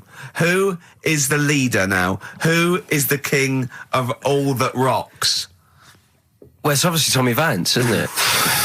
Do you know what worries me, Rick? We've said Vance a lot today. I'm wondering if the kids today, do they know Tommy Vance? Are they familiar with him? If they don't know, they shouldn't be listening. Okay. Fair enough. So, Vance is their manager. He needs to... They're on at Wembley. He's got them on at Wembley. They're the greatest rock band of all time. We need the name. Please please welcome to the stage. What are they called? Phone in, email in, and the prize, we're going to get some... We'll rummage through the bins as Carl normally does. Get some old tat like Carl does, some VHSs, some CDs, greatest air guitar ever. Betamax. Yeah. Do we need to give out the numbers and stuff? Well, can email, don't can't get them to phone in. You don't want to talk to him, Ian, seriously. No, you know when... What's his name says to Agent Starling as she's going to meet Hannibal, don't let him inside your head. Yeah. Don't talk to the listeners, Ian. Exactly, it's very much the same Please thing. I'm a bit concerned that my email's going to be besieged by people sending you links to how to clean out the B-Day. Well, that's all right. But what's the most mental head bleeding, banging brain hammer operation this band can be called? Call in, Rick, because it always amuses me. I know it's cruel to put you on the spot, but some of your former band names have always amused me. Well, the worst. The worst one. Right, I'll just leave this. Ricky's had a number of bands over the years. What was the worst one? Ready? Get ready to play that record because I don't want any aftermath. No, hang on, before you tell me, what was the one? Because these pictures of you, like when you were New Romantic, keep on being published. That was Shauna dancing. Yeah, but someone... That's pretty bad. But someone told me, they were like, oh, ask him about when he tried to be Bon Jovi. Can you imagine such a thing? I know the name you're thinking of. Right, here we go. Play the record. Immediately I say this. Ready? The Sacred Hearts. Play a record. Blur on XFM 104.9. I forget the name of that track, but it's good. Good song. Thanks very much. Oh, good song. Yeah. Oh, right. I just thought you were complimenting giving his opinion. Right, go on. The what? Are we still on the air? Yeah. What are we doing? Merry Christmas. We got someone on the line. Oh, right. He's here. Who's that? Ricky. Yeah, go on. It's Jonathan. How are you? Good. It's only TV's Jonathan Ross. Ross, turn your radio down, you idiot. I'm here. I like to, I haven't got a radio on. What are you talking about? We can hear the feedback. Well, I haven't got it. It's not my fault. It's your incompetent radio station. And also, didn't you hear we said don't call in, we don't want to speak to the listeners? I'm not a listener. I'm a visitor to your shores. I'm special. You know that full well. I know you're special. Right. Yeah, exactly. What have you got a name for the band? Yeah, you ready? Yeah. Blump. B-L-U-M-P. I tell you for what, you can't have a normal word. If it's the monolith band of all time, if it's the big, you can't have a regular word. It doesn't make sense. How can you have a regular word? All these ideas you've come up with are rubbish. You need a word which only stands for that one thing. No one's heard it before. No one will use it again. Blump. I can't help but feel that that's a more appropriate name for maybe one of Ricky's bands. Yeah. I love seeing that picture of him in that band. You see it everywhere these days. He was like a girl. He was like a little girl in a suit. It's like a little dyke at a wedding. What was that? That's got to be the kettle calling the pot black, surely. I've always got nothing but 100% heterosexual. We're not sure about. There's not anything wrong with it. I know that, but look at you. I actually had to get that in. There's not anything wrong with it. I'm Jonathan Ross. Oh dear. I was thinking the other day, right? Oh, yeah? The Comedy Awards. Yes, sir. You didn't have to say some awful things about poor celebrities, poor has-been celebrities with coke addictions and fat lips and faces that where surgery's gone wrong and everything. And when they're on the show, they're going, "Oh, you look lovely." Yeah, I'm nice to them. Well, I'm nice to them to their face, but obviously when I'm not with them, I like to let my true feelings be known. What's wrong with that? That's how everyone. Well, I'll tell you what, you can get anything off your chest you want on this show. Any celebrities you want to talk about? There's no one listening. Yeah, it's just between me and you. A lot of people listen. They listen to my show, and after they've had a few hours of good laughs, they like something bland to just cool them down afterwards. So they flip over. We know this happens. Did you mention my DVD on your radio show? You know what? I forgot to mention it. Christ! I meant to mention by the office, but I forgot to mention it. And then I thought afterwards, it's not like he needs the cash, is it? It's not like he needs it. It's not like it is, but he's probably earned more money in a shorter space. You're like a lottery winner, and you've got about as much taste. You're like one of those burglars who's won the lottery. I am. I'm dressed like an Albanian window cleaner at the moment. Burglar from Reading who won the lottery, and now he's fritting it away on what? I do feel sorry for my neighbours. I've moved into a really nice place. I feel like it's the hillbillies. No, it's nice he's moved in though, because it's nice. He's given them something to sort of talk about behind your back. You've united the whole block. Right, go and play with some Japanese wind-up toys now. I'm going home to play Mario Double Dash with my son. It's going to be a good afternoon. I phoned you once after I finished my show. It was about 5 minutes past 3. Yeah. And I don't mind if you I said, how you doing? You went, it's brilliant. You said, this is what you said. You went, everyone's out. Jane's taking the kids out. I've already masturbated twice, and I'm playing with a new Japanese toy. I'm masturbating now. Play record! I just wonder if there's one more contender. I don't know who this was, Ian, that phoned in with it, but possibly it's topical. Deathly Hem. Yeah.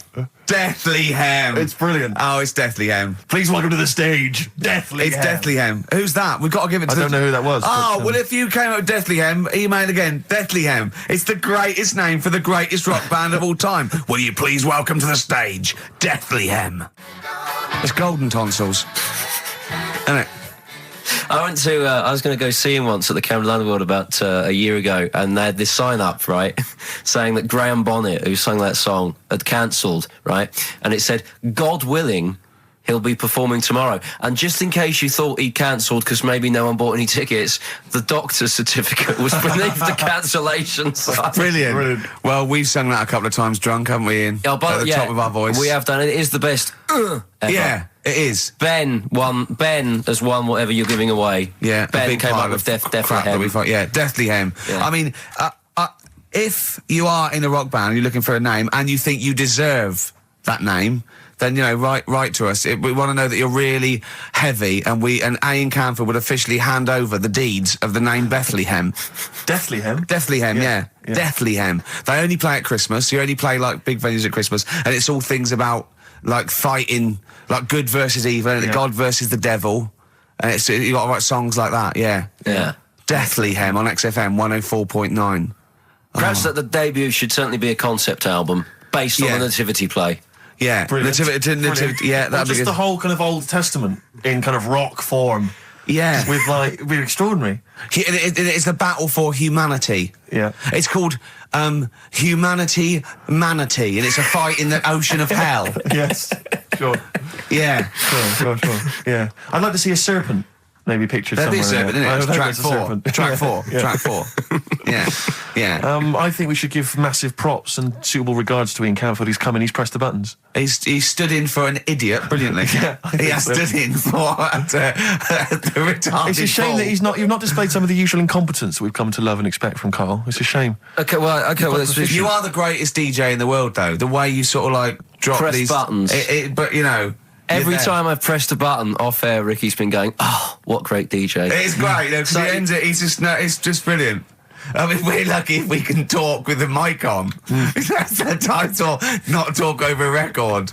We did some great links during the ads. Yeah, and of course, Jonathan Ross masturbating live. On air. Just looking back at some of the highlights of this You don't get that on Capital Gold, do you? Like Tony Blackburn getting a call from Fluff Freeman going, all right, mate, I'm knocking one out. Yeah. Well, have a lovely Christmas. Have a bloody great Christmas, mate. Have a bloody great Christmas. It's the best of next week. Yep. The best of the last few weeks with some tat, you know, Carl's put together. We're back in January. We're playing some of our favourite songs of the year. I'm looking forward to seeing Pilker's tan and pictures from his holiday. Covered in ash from the beach. Yeah.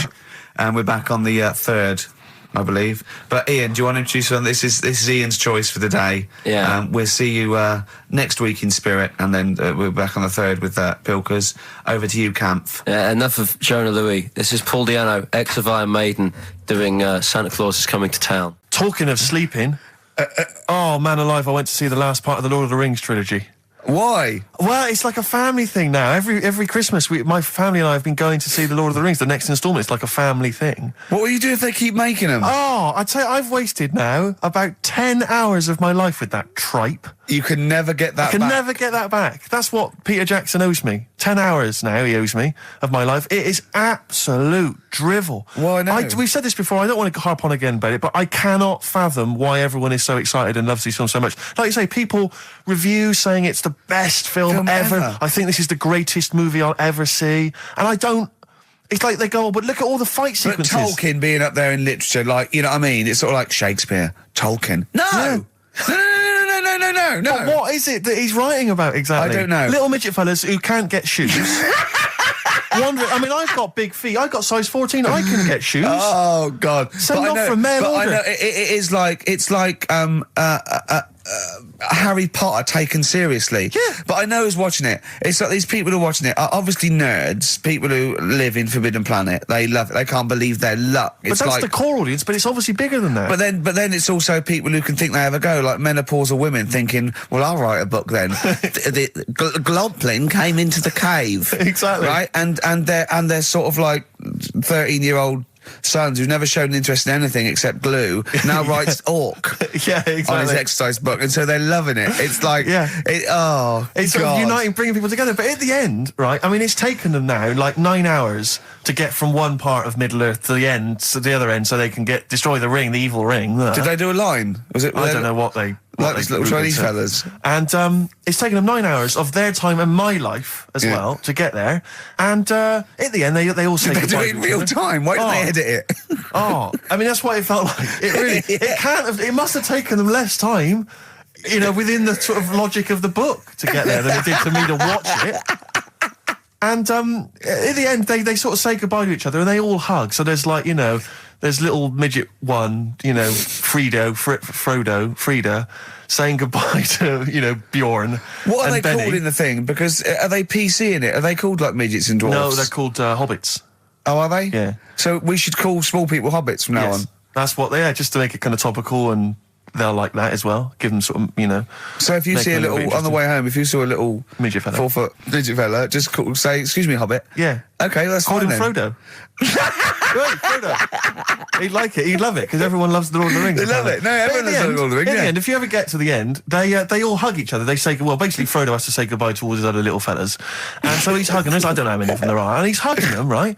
And it is the most interminable thing I've ever seen. It's like the music's playing. They look into each other's eyes. He hugs them. He hugs. They pull back. They look at each other again. That's like, we'll never see each other again. Then he hugs the next one, and I was just screaming. I was thinking, hug, just one big group hug. Yeah. Then we can get out of Like it. an American football team. Exactly. Just go, And then go off. knock Not heads. each individual one. I mean, it's Oh. dragging on and on and God. on. And apparently on the DVD, there's like an extra sort of 20 minutes of extra footage of scenes he's cut out. Who's watching this tripe? Who cares? I don't know. I genuinely, Have we lost some of our popularity by slagging off Lord of the Rings? I don't care. Screw them. If you love it, if you can't live without Lord of the Rings, screw you. I don't want you as a listener. I can't fathom it. Really, Rick, it's not like I'm trying to be wayward or controversial. I can't get my head around the popularity. But doesn't Harry Potter annoy you as well, though? Yeah, but at Adults least it's reading kind of that on over the in an hour tube. and a half. Is it? I haven't seen it. And I went to the toilet 3 times during the course of the film. Really? It's unbelievable. The woman sat next to me. Sexy stuff in it, was there? Some of those little pixies with the pointed ears. It just took me back to, Mr. Spock. Oh, all those glorious days. But dear. it really is just. I mean, have you seen any of them? You've not bothered. I've seen one, and it was long, and I thought it was nicely filmed, and I thought, well, okay, I'll just get through it. I even think, it was just a list of, and here come the orcs. Exactly. Right, okay, we see the orcs now. Yeah. But it's like people go, look at the amazing fight sequences, the amazing immense battles. And it's true, he's got thousands of actors and stuff on horses, brilliant. But I'm not impressed by good time management. No. Well done, he's got all those people together, he's orchestrated it, well done. But Yeah. it's got to be more interesting. My friend summed it up. He said the Lord of the Rings films, they're like the film equivalent of an Enya song. Yeah. And that to me is exactly right. Lots exactly. of billowing dresses, slow Yeah. musical moments. That's good. People riding majestically on horses. Enya. Constantly riding majestically everywhere. Dido's taken over from Enya in that. Well, So possibly I've got so. a confession to make. Go on. I like that latest Dido song. Oh, play a song. Let me just, I I've got to talk to you about it. I thought I don't Rick, know what's what to going on? say. Let me explain something to you about that. Oh, God. Snow Patrol and Run on XFM 104.9. Yeah, not bad at all, not bad at all. So everyone had a good Christmas though, yeah? Really? Carl, even though it was like a little bit Lanzagrotti, it was a nice Christmas. Yeah. What was the book you read, by the way? Someone just emailed in and wanted to know. What was the book you read? It was The Governor. The Governor? Yeah. Right, okay. Did you buy Susanna a gift in the end? Which you surprised her with on Christmas Day? Yeah, after that show that we did before Christmas. Yeah. I was walking home thinking, might as well treat her then. Yeah. Went and got her a necklace. Nice. Actually, she said she wanted a necklace, but I didn't know which one, but went and got one. Yeah. And she was happy with that. Yeah. That shut her up. yeah. But, yeah. And did she get you something? a gift back? She did get me something, yeah. See, we knew she Of course would. she would. Yeah, but the thing is, right, she got me a little Game Boy Advance to take on holiday because she Brilliant. knows I get bored. Lovely. Right? So that was good, but I was like, hang on a minute. I know how much I spent, Oh, and I know how much these are, right? But I was clever though. When I got to the airport, I bought her to get me an extra bought me an extra game for it. Yeah. Got the value. Of course. When you were growing up, did you wait to ask your mum for sweets right at the counter so the woman would embarrass her into getting you it? What, you mean just slip it in the basket? Well, no, just wait till there's some, a stranger watching before you ask for sweets. Mum, can I have a Kinder Egg? Did you sit in front of Suzanne when it got to Suzanne, can you get me something else? Because remember I spent more on that necklace than you did like Game Boy Advance. And the woman in Dixon's goes, oh, you better get him something else. And she goes, oh, bloody hell, all right then. Nah. She did well, though. You know what I mean? She's done well to keep you, hasn't she? Done well. Because you're such a find. You're quite a catch. Yeah, she must wake up every morning and go, ooh, I am the luckiest girl in the world. Well, she told you that the other night. What? She said the other night how good it is living with me. Oh, yeah. I said to Suzanne, it must be great, because I only see him 2 hours a week and I like to squeeze his little head. You can do that all day, every day. Does she ever squeeze your head? No. No? No. It's like that thing, though, isn't it? It's like when you work in a chocolate factory. You get sick of it, don't you? If it's there all the time. Yeah, she must think, well, I could squeeze that head any time I wanted. It's not worth it. I'll just, yeah. What about your Christmas? My dad, I'm wondering if you're turning into my dad, because he bought my mum a bracelet. He won't mind me talking about this, because he said you'll probably talk about this on the radio, and you're right, Dad, I am talking about it. He bought my mum a little gold bracelet, lovely gift, you know, it was a lovely thing, and she opened it, she loved it, and everyone thought, what a great gift, lovely gift. He wouldn't stop talking about it. He wouldn't stop talking about the gift he bought. He kept on grabbing my mum's arm and showing it to people. Look at that. Look at the gleam on that. The gleam! Steve, look at the shine on that. Look at the gleam there. Look at that. Gleam! And do you know what he said the great thing about that's pure gold. He went, it's an investment. That's an investment, there. It's gold, you know, it's always worth something gold. I love that when people get a gift and it goes, an investment. I love it. But what, not only does it sort of take away any of the romanticism of it, but it was the way he constantly was talking about how great a gift it was that he bought. I haven't heard the word gleam for 30 years. Look at the gleam on that. The gleam. Look at that, look at the sparkle on that. And look at that, it looks like rope. That's what he kept saying, it looks like rope. It looks like gold rope. And he just can't. I heard he disappeared. We were opening gifts. He went disappear. I could hear him in the kitchen going, thinking about that's pure gold. That Elaine, that's pure gold. I might melt that down. Yeah, John, next door neighbour. John, look at that. Look at the shine on that. That's great. That's brilliant, though. But it doesn't sort of undermine the gift a bit if you keep on droning on about how great it is. If people enjoy giving, that's nice, isn't it? And you got to, you know, what did your mum say? She loved it. She couldn't get a word in edgeways. That's a step up from a jar of coffee, though, isn't it? It is a step up, yeah. That's good. Oh. What about yours? I didn't get my mum and dad anything this time. No, because I'm always treating them anyway. Whenever if they need a few quid, if I can help them. Well, you are the gift that keeps on giving, Carl. No, but don't just go giving anything just for the sake of it. You know what I mean? Wait for the time that's right, sort of thing. Just because it's Christmas. Because... yeah, I mean, there's no better time, is there, really? No, I just was going to say my mum and dad didn't get me anything, but they did. What did they get? But, just some money. Mm. But, I'll get them something when the time's right, do you know what I mean? They always need bits and pieces through the year, so... Yeah. I'll look after them. Sure. But, it was weird being away on Christmas. Has anyone got caught onto the fact that, you know, they leave groceries in the telephone box near your dad yet? No, that's still going on. Is it? Going on, yeah. Oh, that's fantastic, isn't it? That is just fantastic. So when he needs a loaf of bread, pint of milk, just goes down. Does he ever give that as gifts? Now listen, are we doing the film thing in a bit? Oh. Got more prizes. Yeah. Is it better than Rockbusters? It's all right. I did it in a bit of a rush because I was only in yesterday, wasn't I? Sure. Well, yeah, if you take 3 holidays a year, then there's not enough time for the work. Me and Steve like to, you know, put our priority into, you know, doing the work, coming up with a good product, and getting a holiday when we can. You know, I haven't really. I'd love a holiday, Rick. You know, I love a holiday. But I don't do the holidays for me. It's for Suzanne, isn't it? She's the one who likes going away. With you? I'll just go, so I'll go with her, do me bit. When you were playing Game Boy, right, and you'd looked in a hole, and you were reading your book, what is she doing? She'll make things seem more interesting to me.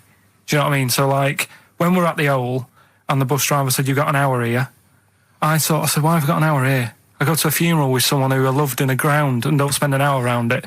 Why do I want to... Do you know what I mean? Why do I want to spend an hour looking in this? Wasn't that terrible when your auntie just shot up in all this magma?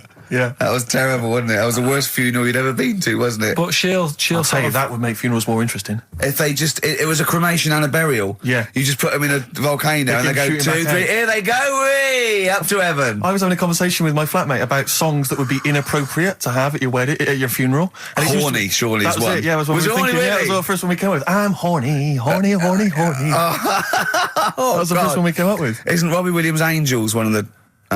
Yes. Biggest and ones. I think Wind Beneath Your Wings, Yeah. I think is apparently quite popular. Oh, yeah. Yeah, I play that on Auntie Nora's, can't you? Bit of Boston. Yeah. A bit of who? Busted? Boston, more than a Boston, feeling. right. It's much more than a feeling. Boston, more than a feeling. XFM 104.9. Well, another big moment here. We've had Rockbusters. Now we're going to have Carl's film quiz thing, isn't it? Yeah, it's a film quiz thing. I've done Planet of the Apes, right? Because one of the things we did in Lanzarote, went on this tour with sort of 3 northern blokes, and they didn't really know what they were talking about. Joking. You're joking. What? Northerners not knowing what they're talking about. You're having a laugh. No, they'd obviously sort of not had much luck here, right? And thought, let's go over to Lanzarote, buy some vans, right? Get people in it. We'll do a tour of the island. And whenever someone asked the question like, what year did the volcano happen? They go, oh, we'll take you to the visitor centres. You can read about it there. So they never actually answered anything, right? So they were useless. But one of the things that they told us was that Planet of the Apes was filmed in Lanzarote. Right, okay. Right? That makes sense. A bit of it. Well, does it? Does it make sense? Well, what do you All right, mean, well, maybe does it was, maybe it wasn't. Okay, anyway. No, I mean, if they wanted to show sort of an Aaron, sort of barren, sort of post-apocalyptic sort of subject, choose where you went on holiday. Yeah. Obviously. Yeah, but when we were there, well, he took us to this sort of beach, and I said, "Is this where they did it?" And he was like, "Yeah." I said, "What? Right there, yeah." And I watched it, and I couldn't see where I was. Yeah, you know that if you watch a film from 1968 and you've been to the same place, you're not going to feature. You're not going to see you in the back walking along the beach. It's a new one, new Planet of the Apes. Oh, the recent Planet of the Apes. Yeah, that's what they said. Yeah, right. So I thought I'd sort of. Now that sounds a little bit more far-fetched. I'd have thought that was probably a lot in Hollywood. Yeah. Well, anyway, is this the current Planet of the Apes or the old one you've done? Current Planet of the Apes. This is the recent one. All right, there'll be a question at the end of it, so listen on that. Is this entertaining to anyone, this? I mean, just take the last 4 minutes of conversation. But seriously, Rick, who cares? I don't. Do you? No. I don't. DVD's selling well. Exactly, what do I care? All right, come on then. All right, so Planet of the Apes, question at the end of it, listen and win some stuff, all right? Hey, where am I? What is this place? Hang on a minute, I'll have a look. According to the Lanzarote guide, we've been dropped off at the volcano bit. Apparently there's 36 volcanoes here to be seen. I hope you don't mind my saying, but this is a waste of time. I know what you mean. Don't know why they need 36 volcanoes. Just keep one. Fill the rest in. Like a car park or something. Excuse me, guide. Why's the bus drops us off here? What's so special about this place? Well, according to our holy writings, that is where creation began, where the Almighty breathed life in the time before time. Wow, it's amazing that, isn't it? All this has been stood here for years and years. What about the coffee shop there? Is that old, is it? Well, nothing. You're out to rip us off. I raised about £4 for a coffee there. Always ripping people off. That's what annoys me with these trips. You get us in the middle of nowhere, we die in a thirst. Well, I'm not able to do without. The reason I've come here, I believe this is where they did Planet of the Apes, innit? Love monkeys. Especially the ones in Planet of the Apes, because they talk and that. Talking monkeys can't exist. Joking, aren't you? Of course they can. Getting up to all sorts of stuff. I read about a monkey the other day who worked on the railway. Right, there was another one about a chimp that did a bank job and went off to Spain to sort of... Shut up! Oh, hey. What is that? Little monkey fella. It's come from that little coffee shop. It's been serving coffee. Now that is worth paying £4 for. No, you're teasing him. I'm not teasing it, it's working, isn't it? It's serving the we want some coffee. Get us some coffee. I've heard about this. You can buy coffee that's been sort of hand-picked by monkeys. It's like Coffee Mate, except it's more sort of coffee primate, yeah? Hello, little fella. We want coffee. What do you mean, we? You're gonna have a coffee, aren't you? What else are you gonna do? Go and look at another 35 volcanoes? I'm staying here, I'm having a monkey coffee. It's brilliant. You find this amusing? Jesus, it's a talking monkey. Right, mate, have a couple of coffees. Don't start now. We're off duty. I'm starving. What do you mean you're off duty? Have you bananas later? Just get us a couple of...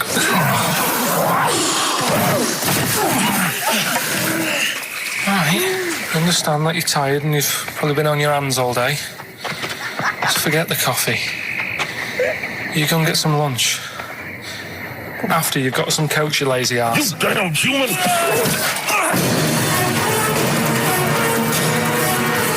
Powerful. Lovely. Excellent. So, what's the question? If you've been listening to the whole show, how many volcanoes do I think's on the island of Lanzarote? Okay. Yeah. I might have it wrong, what I've been saying, but it's roughly around that. Yeah, so what have you been saying? Yeah. Yeah. All Brilliant. right. Ricky.gervais@xfm.co.uk. You're more likely to win the prize if you leave your address on the email. Yeah. Because otherwise we can't really be bothered to phone people or email them back. So, Good point. Put your address on there and you could win some crap. In a jiffy bag. Carl's theme tune there by Placebo. Special Needs on XFM 104.9. Alright. New Year's resolution, Carl? I don't know. I don't do it. Really? So what about something like, I don't know, start smoking? Do you mind? There must be something. No, it's a waste of time, isn't it? Don't bother with that. Right. You, Steve? Yeah. Me, no, I've never really made any New Year's resolutions. I just be good to people. Just treat everyone as you want to be treated yourself. Give to charity. Hate crime, racism, famine, sexism. I know you're going to keep to all those, except the give to charity. That's... me and Carl find that a little bit hard to believe. Never gonna happen. Well, you've always got to break at least one of your New Year's resolutions. Exactly. Yeah, well, I think I'll be nicer to Carl. What about learn more? I was thinking that. I want to learn always more. teaching you stuff. I watched... I'll tell you what, Christmas telly was dreadful this year. I don't know if I've hit that age where I think... But I think consciously I thought this is worse than usual. Yeah. And I ended up watching Discovery Channel and History Channel again, and I watched 4 episodes in a row of this fantastic documentary, 1418 War, narrated by Dame Judi Dench, and it's brilliant. I just can't get enough of it. I hated history at school, and now I want to know everything. Yeah. And I think that's mine. Learn all the stuff about stuff. I like learning though. I always say that to you. I'm always looking up stuff. When I was on holiday, even though it was sunny outside and they had big holes to look at if I wanted to, I stayed in and watched Discovery there and was watching stuff about scorpions and that. Yeah, what did you learn? Well, nothing, because it was all in Spanish. But I just watched it. What I found out, right? What I found... Scorpions, I'm get it. It's only about poison. You get it. What I don't understand is with scorpions, right? They have like this sort of weapons, don't they? They have the poison and stuff, right? Yeah. Which can kill a man. Yeah. But there was a couple of little animals and that were its sort of enemy. Yeah. And it stung them, and it didn't kill them. So what's the point? Well, firstly, not all scorpions kill a man. Some of them, this one did, they said. Yeah, well, they range from like bee stings to so much venom it can take down a horse on things like spiders and snakes and scorpions. So it depends. But a scorpion that will kill a man would kill a rabbit. So I don't know what you're talking about. No, there was a snake that it stuck its thing into and some sort of beaver, and they were just like running about. There's nothing funny about that, so why are we laughing? Well, the snake wasn't running about, was it? Well, it was slithering about a bit. Yeah. What was the beaver doing when the snake... Just sort of... I think it ate it in the end. What? Ate what? Ate the scorpion. Just wandered off. Well, it wasn't a beaver. There you go. There's no way it was a beaver. All right, an otter.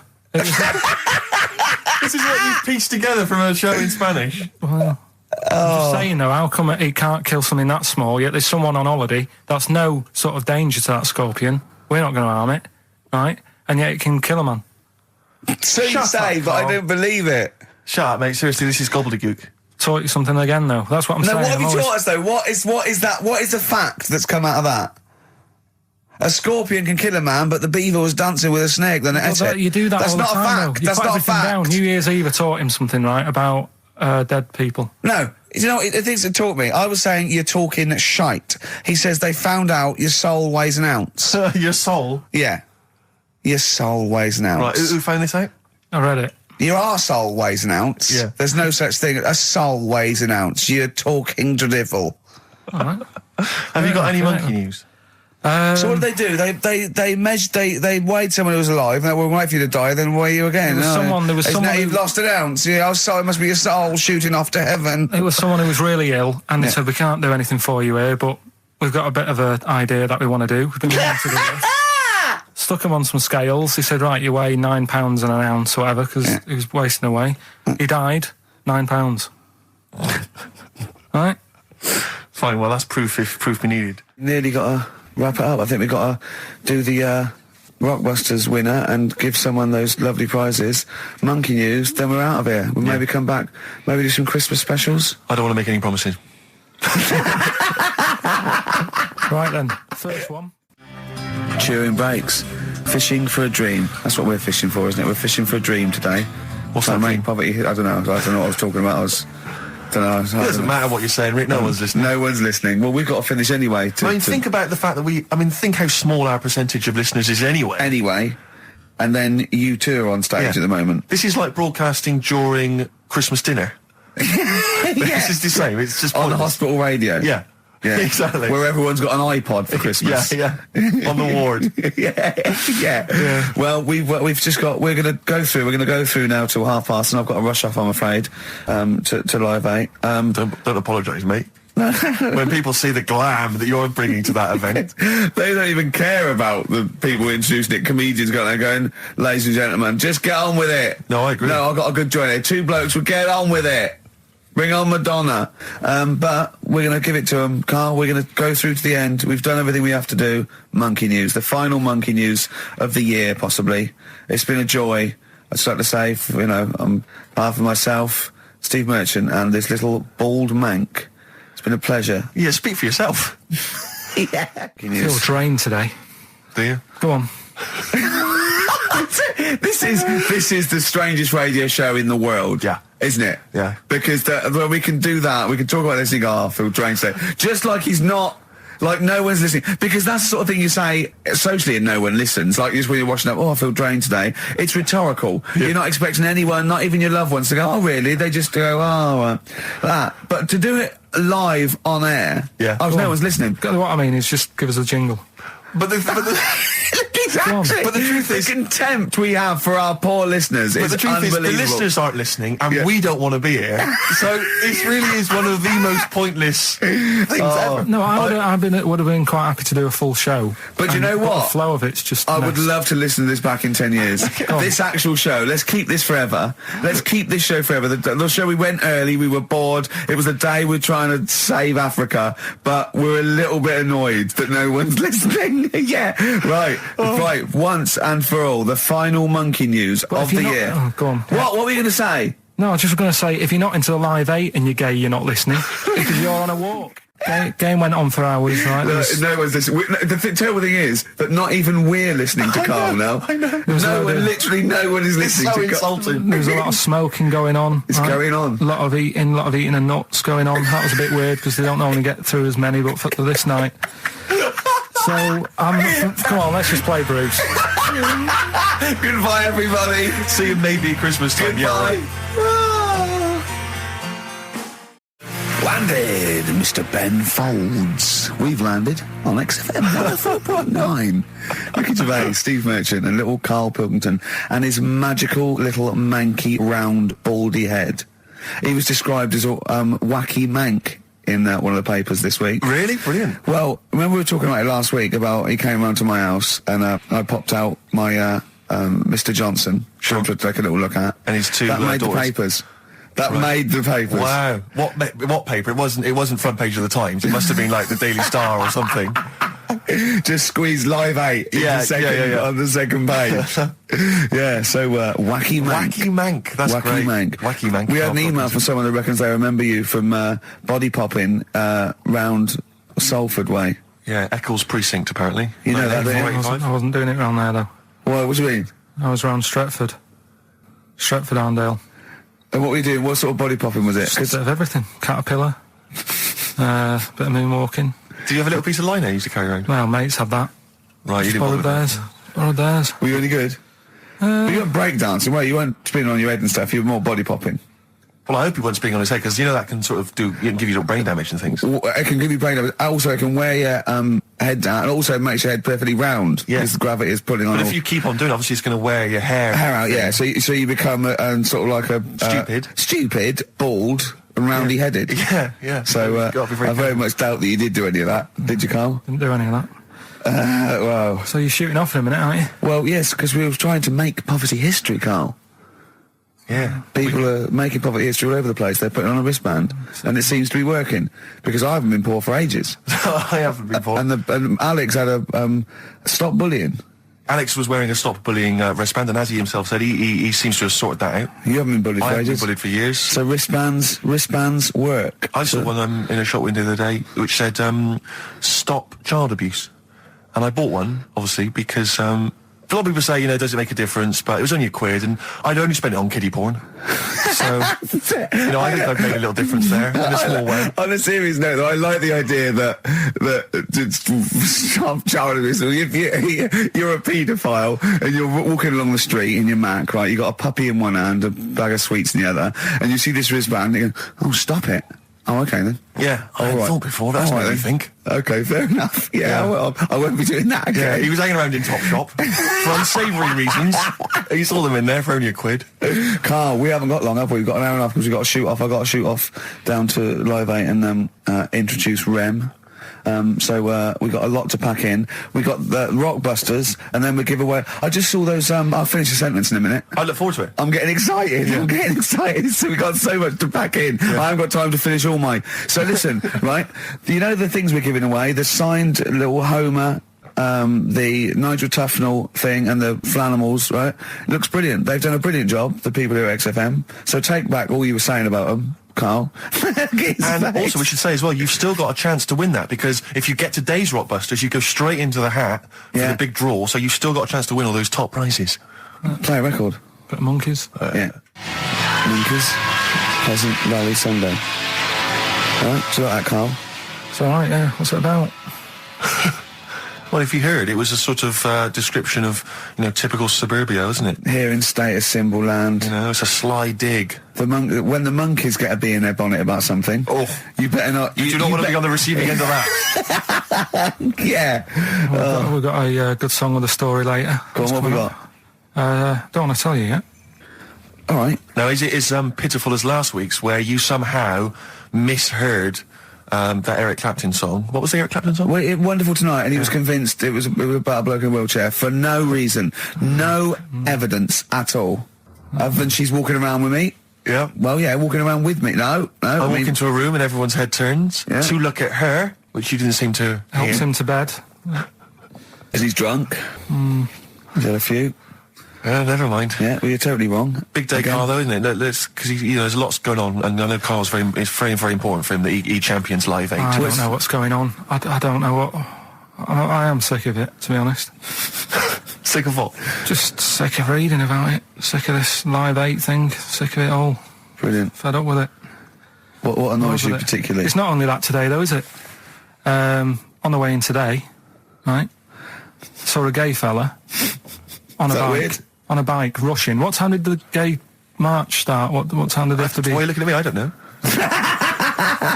No, but he was rushing, left it late, so he'd had a late night again. So my point's right about him. Well, right? what was your point about, just to people who've just tuned in? Well, the fact that they go out late, so, they sort of have a nice night out from about 11:30. They're ironing the jeans at like half past 10. In their jeans. Half 10. They're leather trousers. But anyway, right, so... They're cutting the back out of their leather trousers about 10:30 at night.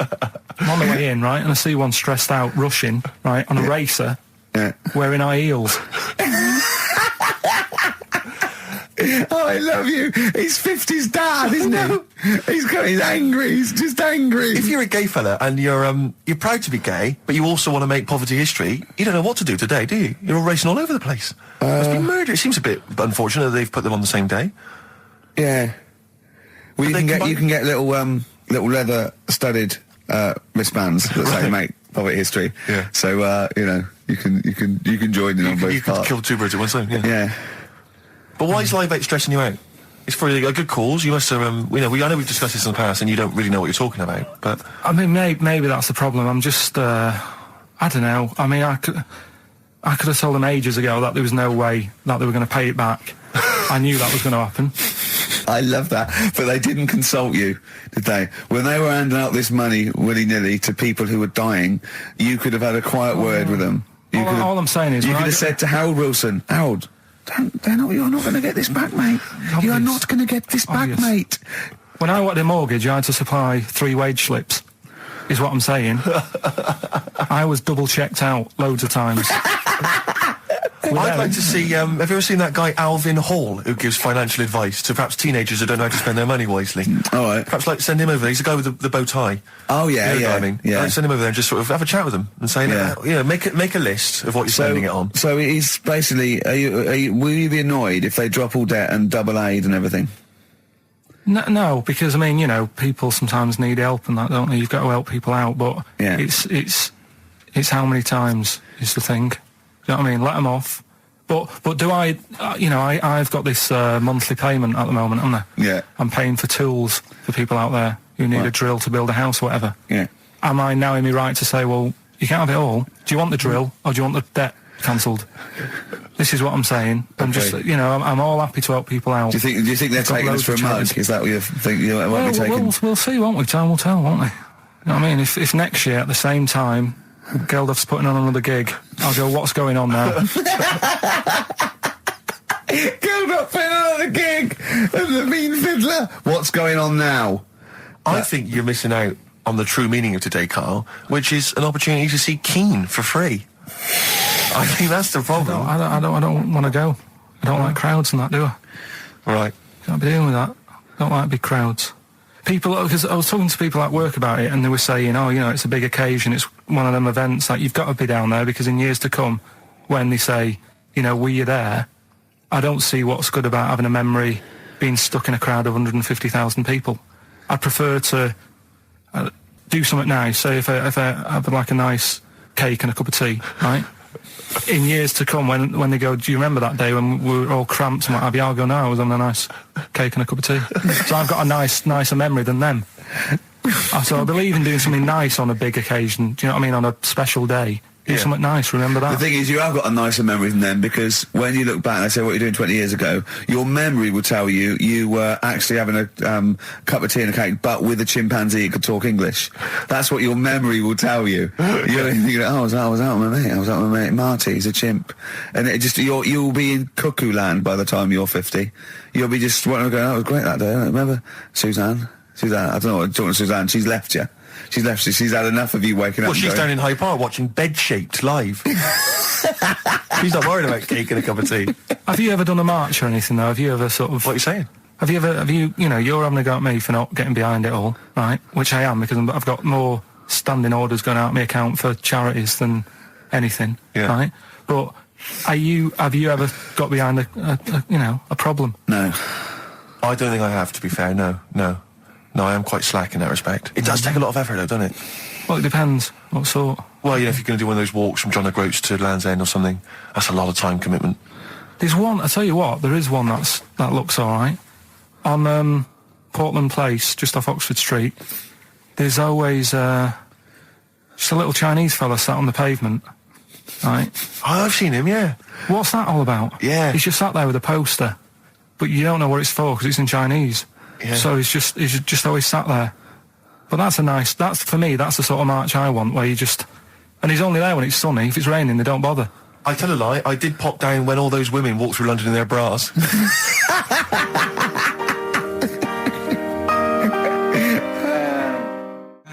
Embrace and Gravity on XFM 104.9.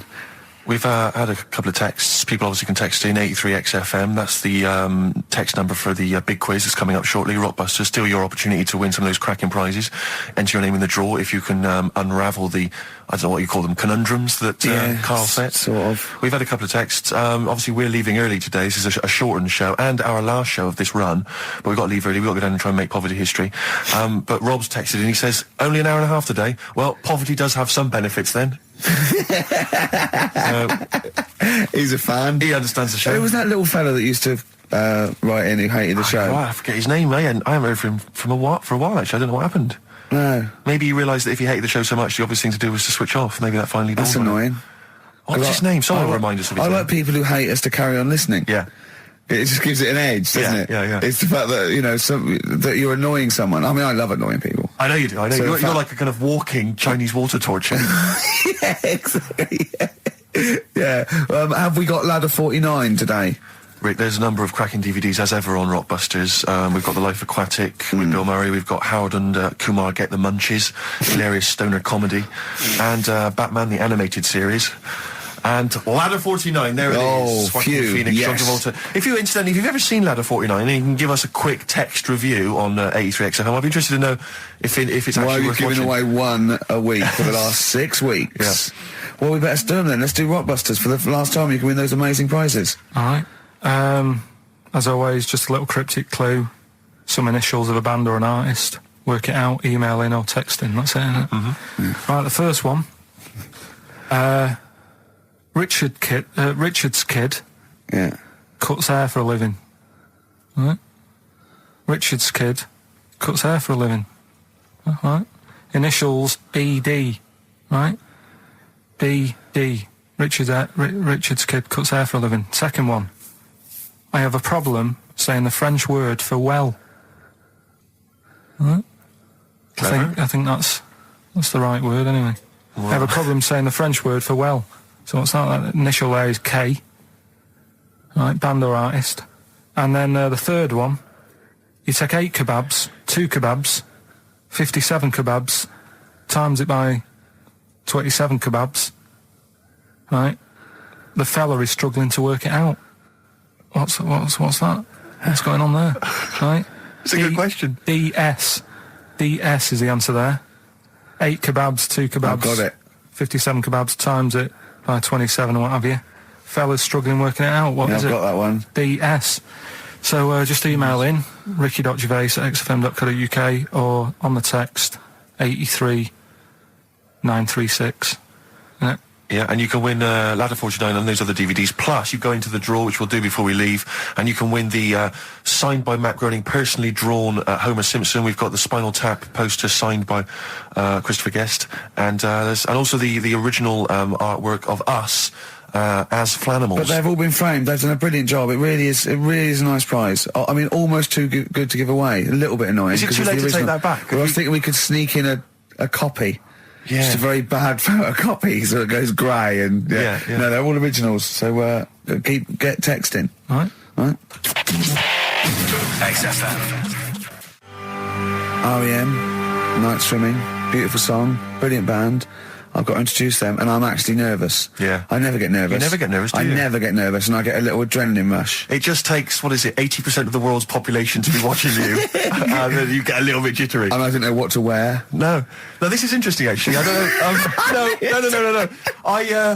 I for a moment there, I was thinking maybe Ricky's got to pop home first before he goes down to bring on the band. But if you are watching it, or if you're there, obviously not there, if you were there, you wouldn't be listening to this, but if you're watching it on TV, do check Ricky out, because how do you describe that particular look? Ricky's wearing sweatpants. I assume they're sweatpants. They're not pyjama bottoms, are they? They're sweatpants. They're sort of... And yeah. you've got just a white t-shirt, cheap and plain white t-shirt. Yeah. And basically Ricky is wearing... It's like he's made so little effort. The only way he could have made less effort was if he wasn't wearing any clothes. If he was just wearing his underpants that he slept in. But he's actually bothered to put on a t-shirt and a pair of sweatpants and some trainers. Yeah, well... Jonathan Ross is going to probably be wearing a suit, one of his, expensive suits or whatever. And, yeah, but he won't be as comfortable as me. Well, true. Did it not occur to you for a moment to maybe make slightly more of an effort? Perhaps put on a jacket? That jacket looks silly with tracksuit bottoms.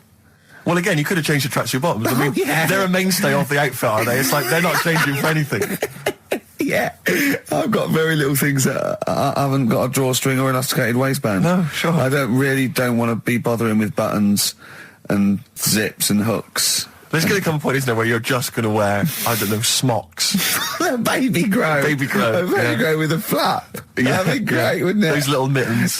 Yeah, all in. Yeah, that'd be great. And then an oven glove, so I can just get stuff out of the oven, eat it, let it drop everywhere. Yeah. Right, and then just get out of the baby grow, put a new one on, a clean one on. Or those kind of red flannel things with the which cowboys wear. Oh, with the kind of buttoned up bit Yeah, at the back. the old cowboys. Yeah. Grandpa, he comes out with the shotgun. Exactly. And yeah, the long johns.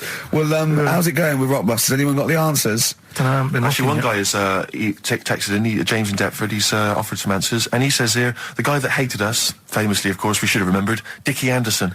Dickie Anderson? Richard Anderson, of course. Oh. I don't know if Dickie's still listening. If he is, obviously email in ricky.gervais@xfm.co.uk and tell us what you've been doing, how you can keep him busy and stuff. Yeah. Nice to hear from him. Chris Campling hasn't called, has he, either? Yeah, The one that thinks that not only is this whole show scripted, imagine that, right, but that Karl is a character created by us. Yeah. He's actually an actor. Oh, if only we Look could at take that, credit for a that. shaved monkey we got. I'll tell you, you're going to go along later to the Live 8 gig and you're probably going to see some bands that are going to make an effort to entertain you, but if you want entertainment, Rick, you know it. There's only one person to book. Go on. Me. If you have perhaps something to do, because I'm obviously a top DJ on the radio, but where I really come into my own is DJing in any kind of club environment. Well, you told me you were DJing, I didn't go to it, DJing at a party, and you said the place was rocking. The place was roaring. And I loved it. Karl just said he was there and they weren't. Well, that's nonsense, Karl, because you know very well that when I'd put on a tune, they'd cheer. Yeah, but it was late on in the night. They would have done that, whatever you put on. That's nonsense. No, they were happy and everything. I'm not saying they weren't having a good time. It was your party. It was all right, but they weren't going mental like you're sort of making up. They were definitely going mental. When I put on the Proclaimers, they could not believe their luck. They would have walked 1,000 miles. Was it good though? Were they really? What were they doing? They were dancing, were they? It's dancing and that, but they weren't sort of cheering, going, more and all that at the end. What are you talking about? Oh, Take wow. On Me came on, the big cheer went up. Oh, I don't know to believe. I've been there, done it, Steve. I've been the DJ as well. Oh, it might be jealousy. It might be like professional jealousy there. Yeah. I think it's because my fortunes are on the up and these are on the down. We all know famously that he had Pilkington making music. His DJ outfit. Didn't happen. I did enough. I just wanted to do enough to pay for the equipment, and I did. And that was that. But I don't like crowds, do I? But you're safe, aren't you? You're behind the little thing with the flashing lights. But there's still a lot of people and that. Forced fun. Don't like that. Forced fun? It's not forced fun. They haven't got to dance if they don't want to dance. Yeah. Don't like it. What do you mean your fortunes are on the up? Anyway, DJing. Well, I'll tell you, I was hired. Well, I say hired. I did it as a favour to a friend. His wedding the other week. And I got there, I was thinking, because everyone had their little role to play, and then people were doing a good job. I love you taking it seriously. And I spent ages putting together some CDs, special selection CDs. I love that! Because what I did was I burned them on iTunes. Did you turn up with your own headphones round your neck? Own headphones, wearing a suit, but headphones. Metal case. Didn't need it, just had them all in one small box. Brilliant. Boom. I thought this is good stuff. I got some classics here. Give me an example. Give me an example of that, like the first hour, the warm-up hour. Rick, I'm coming straight in with Frankie Valli, Oh What a Night. Brilliant track. I mean, when those beats start at the beginning, who's not getting on the dance floor? Wait a minute, what's this following it up? Go on. It's the Jacksons. What, I Want You Back? I Want You Back. Brilliant. It sounds good at the moment, Karl. Yeah. So I'm thinking, at least I'm gonna roar this, because they laid on a good spread. The ceremony was nice, food was nice. I'm thinking this is going to be the piece de resistance. Yeah. Alarm bell started ringing. Why? When I realised there was a marquee outside. Of course, it's a balmy summer evening. I'm stuck inside on the dance floor. So I'm thinking I'm going to be struggling here to get them in. Even with flavours like this, I thought I'd struggle, Rick. So I'm sat there in my suit. I'm sat behind this little DJ console. I've got all the big numbers.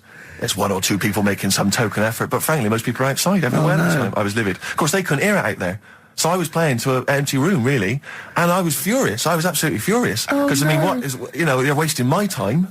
They're wasting, now I could have just stuck the CD on and gone out. They're wasting Frankie Valli's. Frankie Valli's time. They're wasting the Jackson 5's time. They're wasting, you know, D-Light's time. Yeah, yeah. And, so I'm sat there, and there's a couple of people making a cursory effort. Mainly when they come to get a drink from the bar, they might have a little quick, you know, couple of twos. You shout, we don't want your Not lot. interested. All of you or no All one. of you or no one at all. And, then there's a microphone set up because people have been doing speeches. This little girl gets on the mic, right? It's being funneled through the speaker system. So every time I put my headphones on... Miss Dynamite, was it? It wasn't sadly Miss Dynamite, although she decided to have a little go at MCing. She was screeching her little head How off. old is she? Oh, I don't know, 8 or 9. At their most annoying. when children are at their most annoying, because they got a bit of confidence there. They're a bit cocky. They're not shy anymore. They're a bit arrogant. Yeah. She's screeching her head off, so I'm playing, you know. And she doesn't know. Think of your face! I'm playing into the groove. No one's getting into the groove because she's going mental. She's just going, what's this? What's this? I don't know what this is. Play something I know. I'm thinking I haven't got any bloody DJ Otsu or Crazy Frog. I'm not going to play what you... So she's just screeching along, ruining it for everyone. And I say everyone, there was no one there. So me, she was ruining it for me. I bet you were really I was angry. furious. But of course as well, every time she screeched, it went through my headphones. So of course and then her dad comes along, right? And I'm thinking, all right, he's seen what's happening. Just imagine you in your suit, sweating, getting annoyed at someone ruining your set that no one's listening to. I think, her dad's coming over. He's going to put pay to this. He's realised that, you know, she's causing a disturbance. He comes over there, joins in. No. Sits her on his lap. He's just saying, hey, she's having a whale of a time. I'm thinking I'm furious. I'm thinking it's his responsibility to shut her up. He's not going to do anything. What can I do? I can't step in. No. And I know very well that if I interfere, he's going to say, oh, well, she's enjoying herself and no one's dancing anyway, and we'd have just got into a fracas. Yeah. I didn't want to start a fight. No. Because I don't know, but he'd have knocked you out, wouldn't he? Someone would have got knocked out. And I'm not saying who it would have been, but, you know, but to bear in mind, Rick, there would have been 2 of them. And, so I didn't want to get into a fight with him. And, anyway, so I'm playing. Anyway, so my friend came along. He realised what was happening, and I didn't have the guts to unplug the microphone because he'd have known. You see. Yeah. So I got my friend to do it when she had her back to me. So he pulled the plug out. The microphone went dead. She went, "What's going on?" I went, "I don't know what you're talking about." I said, "I don't know." She said, "Where the microphone's?" I said, "You must have broken it." I don't know what's going on. Someone will probably make you pay for that. And anyway, at least we shut her up. That is great. But it really went from bad to worse. And you know, there's that thing when you panic, you start panicking, so you're putting on a lot of flavours that you would have saved till the last hour. What are we talking? Boom, boom, shake. Exactly, you're throwing him in early. Love Shack's coming on way too soon. Really? Oh, Love Shack before 11. It's heresy, but I had to do it. But anyway, in the end, I made the bride go and get some people in. I said, look, it's your special night, all right, and they're going to enjoy this. I'll be honest, love, this is a washout, and it's up to you exactly. to turn this wedding around, or I'm walking. And I tell you, they're going to have a sour memory of this evening, unless you bring some people in. Get everyone in dancing. So she got him in at the end. Brilliant. And I'll tell you this, Carl. I mean, I don't know what you say, but they were loving it. They were absolutely loving it. A bloke came over and said, "Have you got Amarillo?" I said, "No," but I put on something even better, Delilah. Wedding crowds always go for Delilah. A song, of course, about old man killing his wife, but it always goes down very well, strangely, at weddings. They get into a sort of hokey-cokey thing. They went berserk for it. And I was following it up with, I had the Monkeys, I had all sorts going on. Brilliant. Of course, you know what happens. What? I'm going great guns. People are absolutely loving it. They're rocking it. I throw in, I had something cracking on at the end. Come On Eileen, of course, was on. People were going berserk for it. Which is unfortunate because the bride's name was Eileen. Yeah. And then the bride pipes up. I'm throwing the bouquet. So they all traipse off outside again. Oh. I was furious. Oh, no. I plugged the microphone back in. I said, "What are you doing?" We got, but they went out there. And of course, you can't get them back once they've done that because all the women are running around. I got the thing, and then they got to wave everyone off, throw the confetti. They ruined your day. I was having a great time and they ruined it. She ruined your special day. She ruined my special night. Oh, no. It's on her head. What would you put on about now, Carl? What if I was DJing? Yeah. Probably a bit of a world party. Go on then. Interesting. Put the message in the box, put the message in the car, drive the car around the world, and I'm imagining, Rick, that message is make poverty history. That's world party, put the message in the box. Yeah. Can I just say quickly while I think of it, we get a lot of emails from people, a lot of texts saying, can you send a big shout out, stuff like that. I've just looked at one now, Scott and Julie in Australia listening, they want a big shout out to them. But there's so many people that do it, and I'm obviously, just want to say sorry we never get to your emails. We're very, very lazy. We never really get to look through them, but we obviously do appreciate you emailing in, texting in, stuff like that. And also, can I send a big shout out to my grandparents, who I believe might be listening on their new digital radio? They're pretty high tech. Very West Country. Yeah. Are they the merchants of Bristol? Merchants, yeah. Props Good. to them. Props to them, yeah. It's a slightly truncated show, isn't it, today, Carl? We've got I don't Monkey News like like we it. trust. I don't like change, and that's what's happened. I'm not You happy don't, do today. you? You're like Rain Man. Yeah. He really is like Rain Man.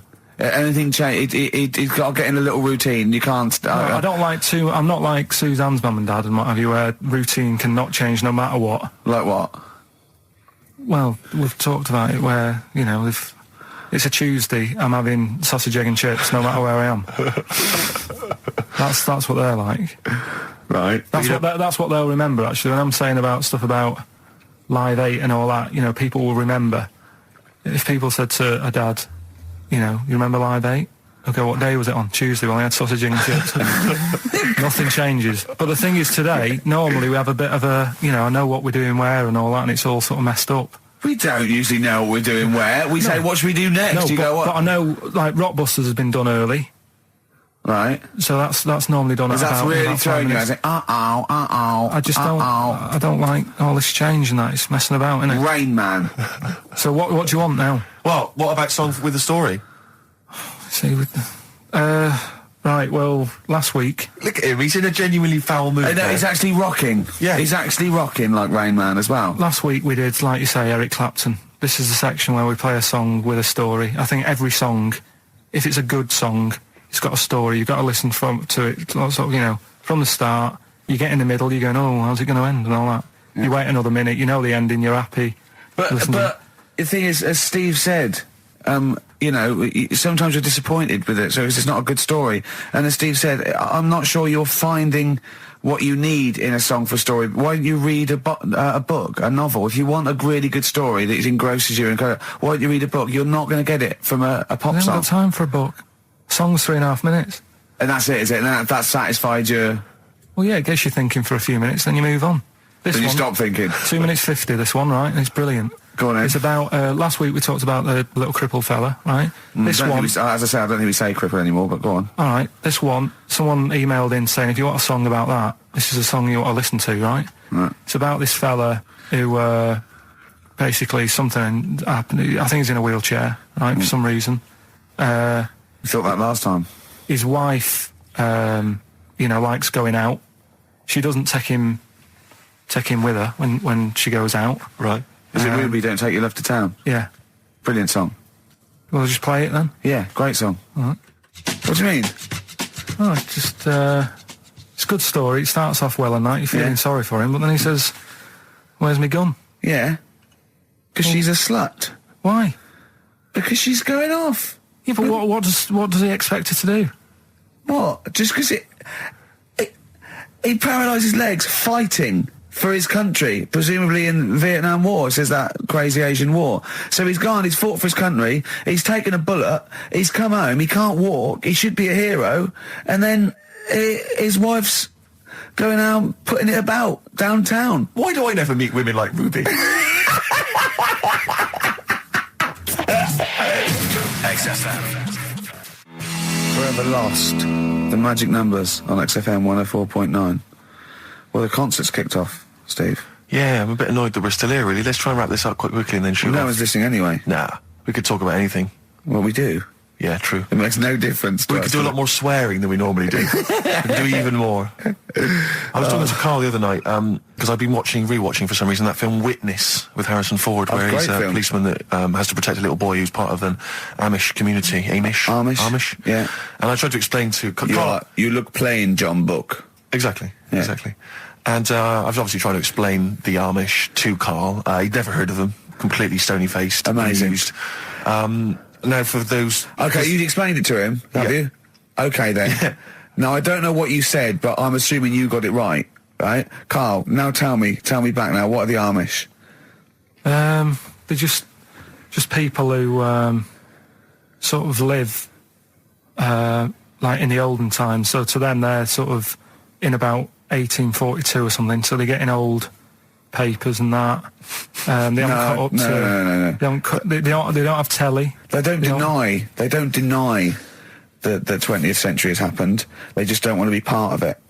They look up and they see planes and they know what they are, and they go into the town and they see it in the window of Dixon's, a telly. They just don't want to be part of it. No, they're still living. They are still living like it's that's what I mean. Yeah, but they don't. They know about everything else. They just don't want to be part of it because they think that the sort of the revolution was a bad thing. They think that society became more and more depraved, and they wanted to go away from it, and they want to go back to old values, and they think they don't need TV and jets and that way of life. They can survive in the old way because the old way was better. Missing out on Live 8. Yeah, but they haven't had Band-Aid yet. Yeah, I think this is the problem that Karl had. He in his mind, they were just a bit delayed, so that in his head they were slowly moving towards the 20th century. They wouldn't be able to watch most of these bands, all their electric guitar. They'd be allowed to watch Tracy Chapman. Yeah, doing an acoustic set. Yeah, between the bands. Yeah, that'd be all right. But no, in Karl's mind, it's like if he. Although they wouldn't like Fast Car. They wouldn't like a scene about that. They go, I don't know what you're talking about. Pony and Trap. You got a pony and trap. That'd be all right.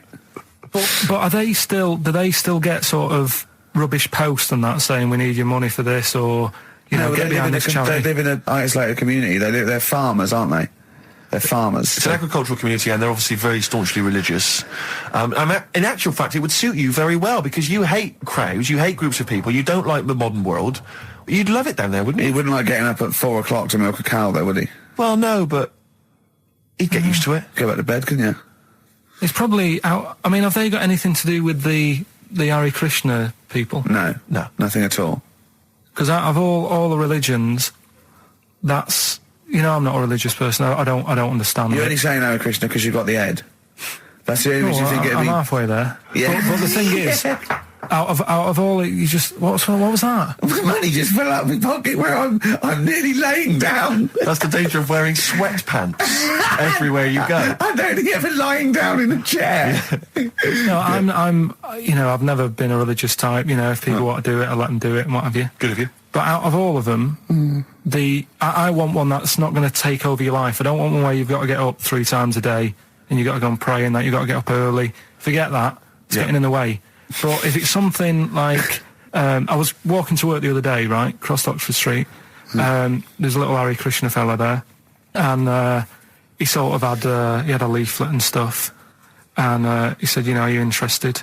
And I said, what do you do? And he said, well, we're against getting stressed out and what have you. And he gave me a plum. They hand out food for some reason. But I sort of asked a few questions. It's just the imagery. These 2 bald people, one of which is wearing an orange smock, holding a plum in the middle. He hands the other one a plum. It's almost like you could imagine some kind of religious painting. Yeah, exactly. Yeah. But what is their sort of main thing? Because he didn't really tell me that much. He was a Japanese bloke, so I didn't know what he was saying that much. Why? He wasn't speaking English. Not very well. He wasn't the best sales bloke to send out for them, is what I'm saying. Yeah. But what's that? Are they? You're saying they're nothing like? Well, I believe Hare Krishna is a kind of as an offshoot of a sort of Buddhist faith. It is. I think they are Buddhist, aren't they? Yeah, and obviously their kind of trademark, as it were, is that they have to say. I believe they have to say Hare Krishna, Hare Krishna in a certain rhythm, in a certain order, a certain amount of times per day. That's why you see them walking down the street saying Hare Krishna, Hare Krishna, because it's actually a sort of religious chant which they're obliged to do. So you see, even if you go into the Hare Krishna faith, you may find yourself, in Tesco or whatever, forced to say Hare Krishna, Hare Krishna. Perhaps out loud, not just thinking it. Yeah, no, out loud. You can put it on an iPod and you could put that on an iPod. No, it doesn't count. No, I think you have to actually say it. So I guess that kind of eats into your social life a little bit. And there's the wearing orange as well. Particularly frustrating, I imagine, if you're in a cinema or a library. A little bit awkward there, midway through. Or Star you Wars, live next door to a bloke called Hare Krishna, who constantly thinks you're calling him. Yeah, that probably. Yeah, so that's in this. I mean, I don't think we've quite done the Hare Krishna faith its full service there, but so interesting to you. I mean, you got handed a plum. You've been treated well by them. Yeah, well, but he couldn't tell. I just wanted to know how much time it would take up. What are the benefits? You know, what can you do? What can't Well, I you think do? the benefits are they probably don't get stressed out. They've probably got that sort of that zen, that chi-ness about them, where they try and interact and quite meditative. Yeah. Yeah. I've got some nice trainers as well, don't they, with their orange. What are you looking for then in a faith, Carl? You say what are the benefits? I mean, obviously Catholicism, you get the communion wine and bread, so... Yeah, but I can afford that. Right. Probably, just I like the Crusaders. I was forced into joining that as a kid, because a mate sort of joined it, and he sort of said he'd join in. I sort of swore at him. I said, I'm not doing that. Right? Yeah. He said, right, if you don't come with me, I'll tell your mum that you just swore. So I was like, oh. So I went. So I went along, and I used to just go on the Friday when they played, you know, Sabutio and stuff. And then I went on one Sunday, and it was totally different. There was no Sabutio.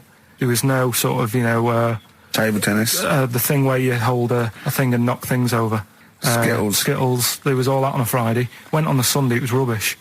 He said, right, sit down in this room. They gave me a Bible. Thought, this looks too heavy, this is too big, I'm not interested in this book.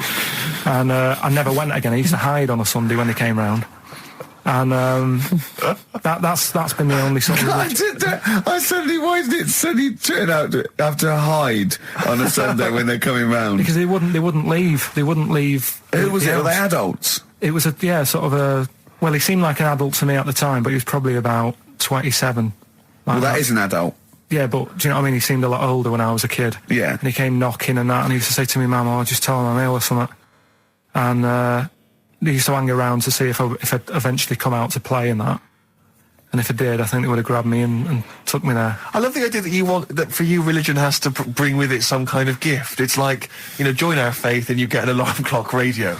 It's like something like I think religion does bring a gift. Usually, it's the gift of the Lord. Well, the gift of everlasting life, isn't it?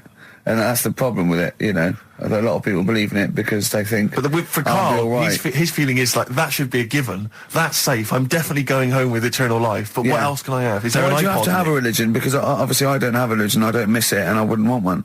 I'm an atheist, and that's out of belief. That's out of logic. And we don't get into the politics or the morality of it. Why do you feel you need a religion? Why don't you just get a hobby? Well, I didn't want one. I don't want one. I just was saying that, you know, if I was to get one, which one would I go for? Is what I'm saying. I'd like to see you perhaps as a Jew. I think Judaism would suit you well, I think. What are the hours like for that? Tough. Can be tricky. That's what I mean. I don't want anything that's, you know... And they have a day where they don't eat and stuff. I couldn't be doing that. So then they have days when they eat too much? Yeah, but what happens if I'm not that hungry that day? Like I say, I don't like change. You know what I mean? I like my Cheerios in the morning. I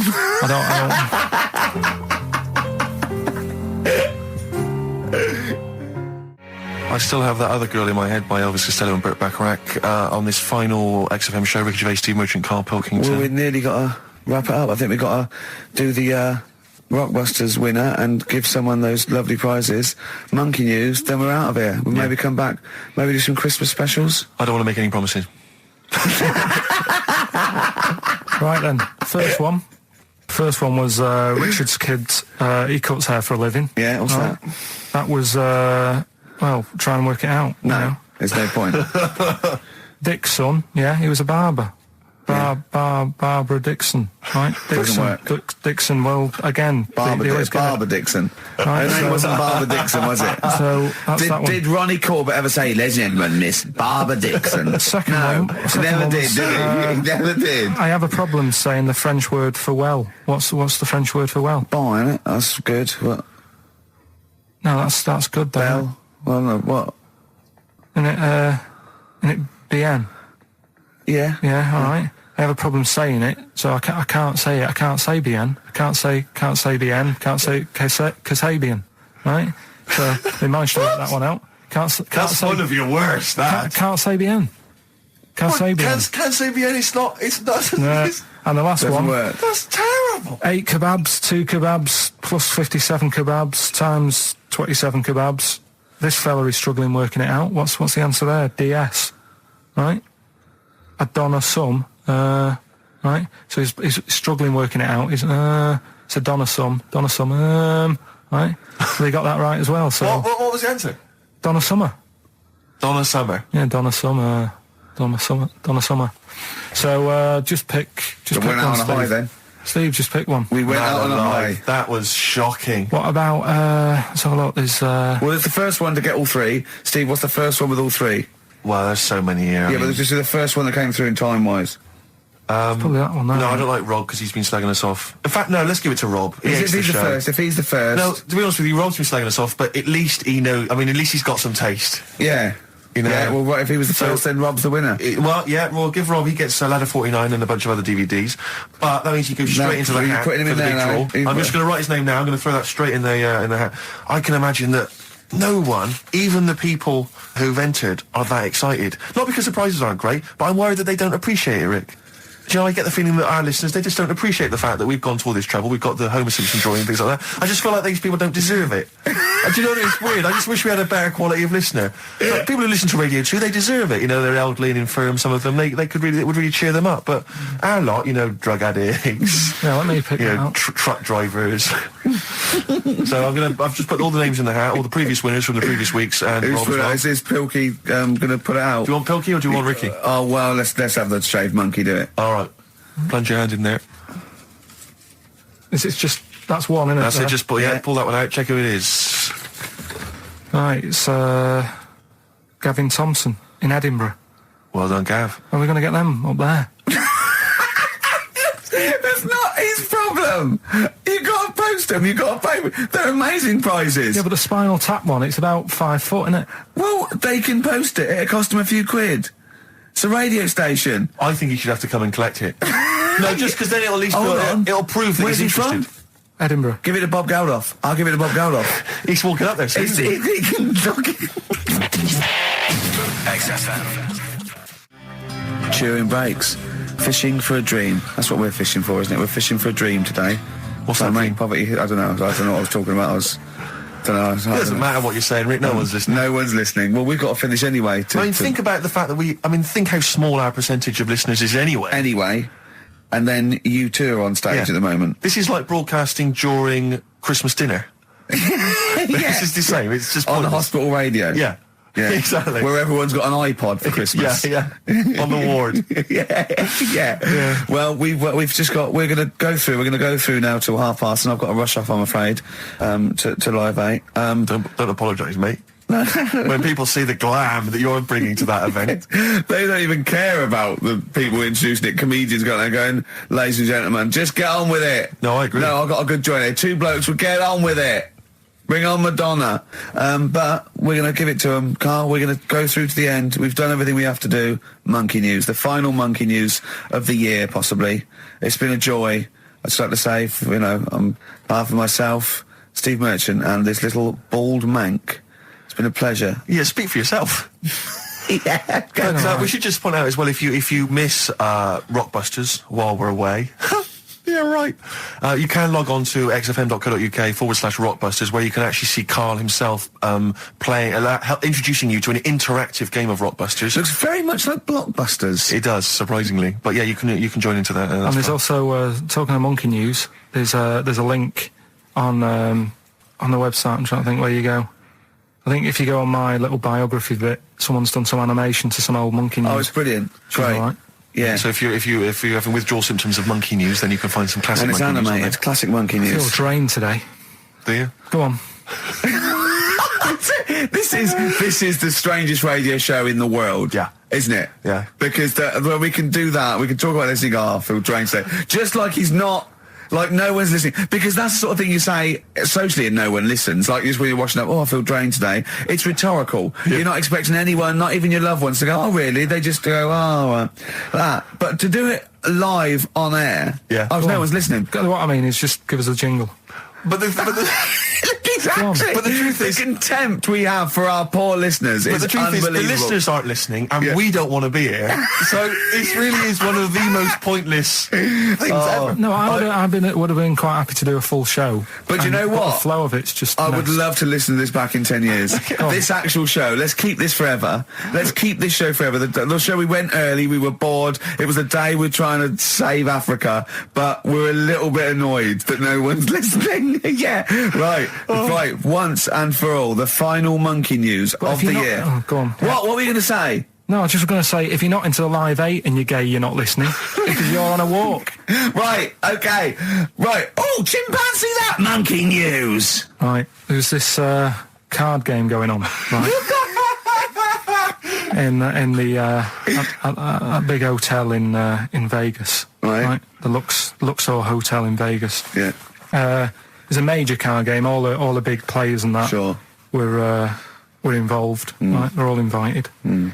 Anyway, so they all meet up in this dark room at the back of the. Oh, there we go, dark room. At the back they didn't work. They didn't see the little 4-foot hairy fella. So it was brilliant at poker. Like I say, it's a big game, and that everyone's been waiting for it. So it's played in the back room, not in the main entrance bit, right? So anyway, like I say, it's dark in there and what have you, and the players went in. There was already someone sat in there, right? Right. But they couldn't quite see Was he him. a short, hairy bloke with slightly longer arms than legs? Couldn't see him. Were his arms slightly longer than his legs, strangely enough? Was he holding his hand of cards with his feet? Anyway.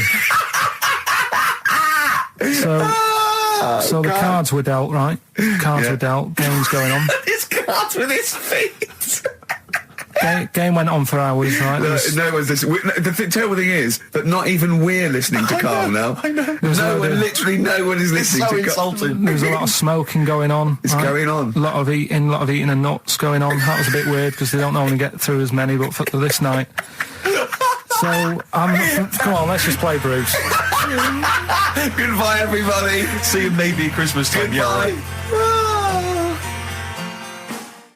Badly Drawn Boy on XFM 104.9. I'm Ricky Gervais, with me Steve Merchant and Karl Pilkington. I'll tell you what, the Stoney's then. Oh! This Thursday at the Grosvenor House Hotel. Yeah. Everyone in Radio's Anyone has entered their show in different categories saying, they get it down to, winners this year included the brilliant Dominic Mohan, former showbiz editor of The Sun. Lots of people won. Lots of people won. Lots of people won gold. Lots of people won silver.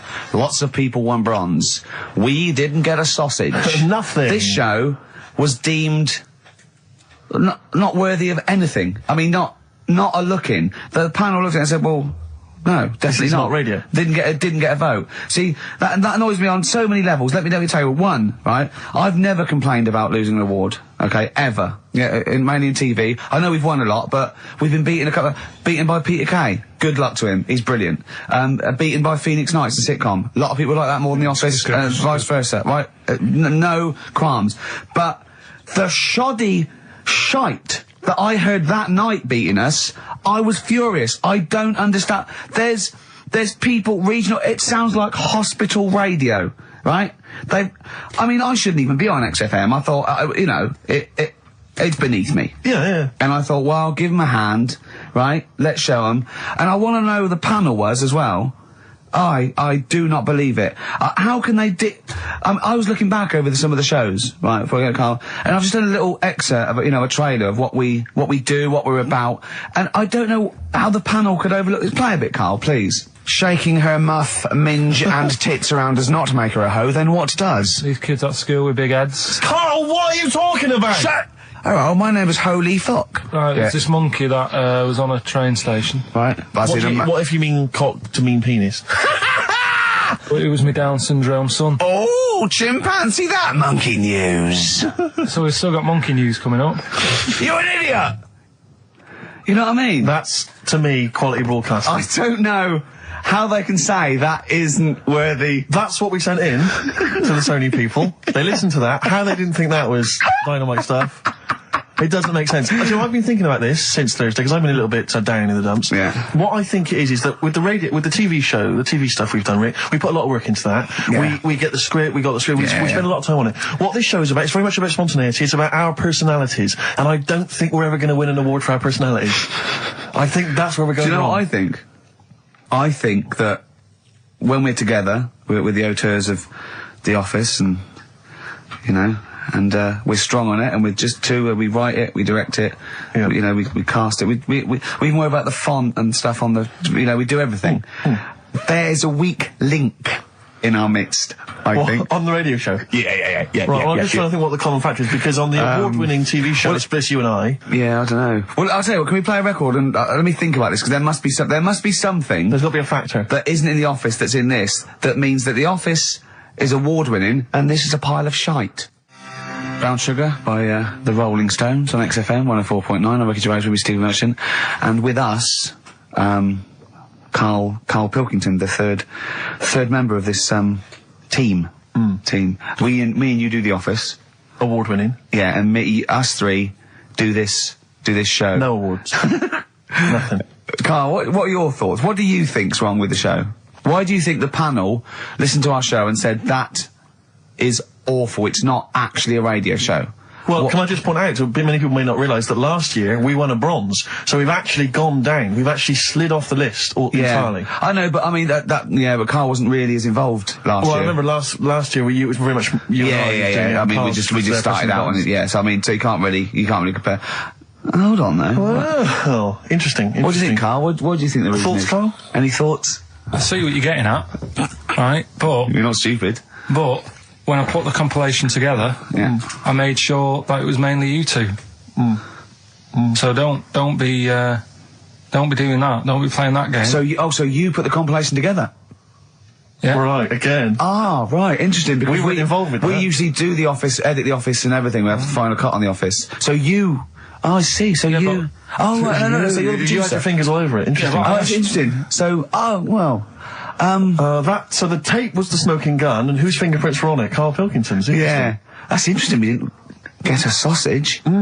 But, do you know what, seriously though, well, I don't mean seriously, it is his fault. I know, but I mean, it's our fault as well, because we should have known better, right? But... Than to employ him, yeah. But, I actually think it's a slap in the face. I want to know who the panel was. A lot of Sony are thinking, just handing it out to the same old people. You know what I mean? Every clip they played was a funny phone call. Do you know what I mean? And so, Did we send any of our funny phone calls in? So if anyone cares, I think we should knock this on the head as a protest against Sony. And that's how I've never complained before about Lula, but I mean this one, don't know what they think. I want someone on the panel. It was entertainment. I want someone on the panel to phone up and say why they think this show is rubbish. Well, I'll apologise. Well, I'll not apologise if they stand by if they tell me why, because listening to that clip there, I can't see anything wrong with that as sort of daytime radio. It's interesting. I mean, I don't think our number one fan, Dickie Anderson, Richard Anders, was on the panel, although he here has emailed in. He's got a couple of thoughts as to maybe why we... What is Dickers doing, man? Dickers says, commiserations on not winning a Sony. I can't believe you didn't win, naturally. I mean, apart from your show's obvious lack of quality and effort, having a monkey for a producer, offering the biggest load of tat as competition prizes, saying hairy Chinese kid 48 times every show, Rockbusters, not bothering to turn up for weeks on end, only having 3 listeners, introducing the comedy characters Camp David, Harry Fook, which I think he spelt wrong there, Stephen Merchant. I'm not a character. Apart from insulting every race, religion and sexual orientation, bickering like schoolgirls... We haven't done everyone yet. We have not insulted everyone yet. There's loads to go. Despite the fact you generally bring misery into the lives of anyone who listens, I thought you were surefire winners. Better luck next year. Well... I mean, a couple of constructive, criticisms there, but generally, I still can't nail it. Was he on the panel? Well, I don't think so. Well, he's a fan, so... Yeah. Well, no, he's clearly a fan. I mean, he obviously loves the show. He has hit the nail on the head. Oh. Which... Yeah. But, what should we do? Should we give up or should we try harder? That's always my dilemma in life. Sure, yeah. I mean, I've always gone for the first one. Give up? Yeah, why bother? Yeah. If they can't see, just give us the award. Yeah. And then worry about it later and we won't let them down. Yeah. Now they've got blood on their hands.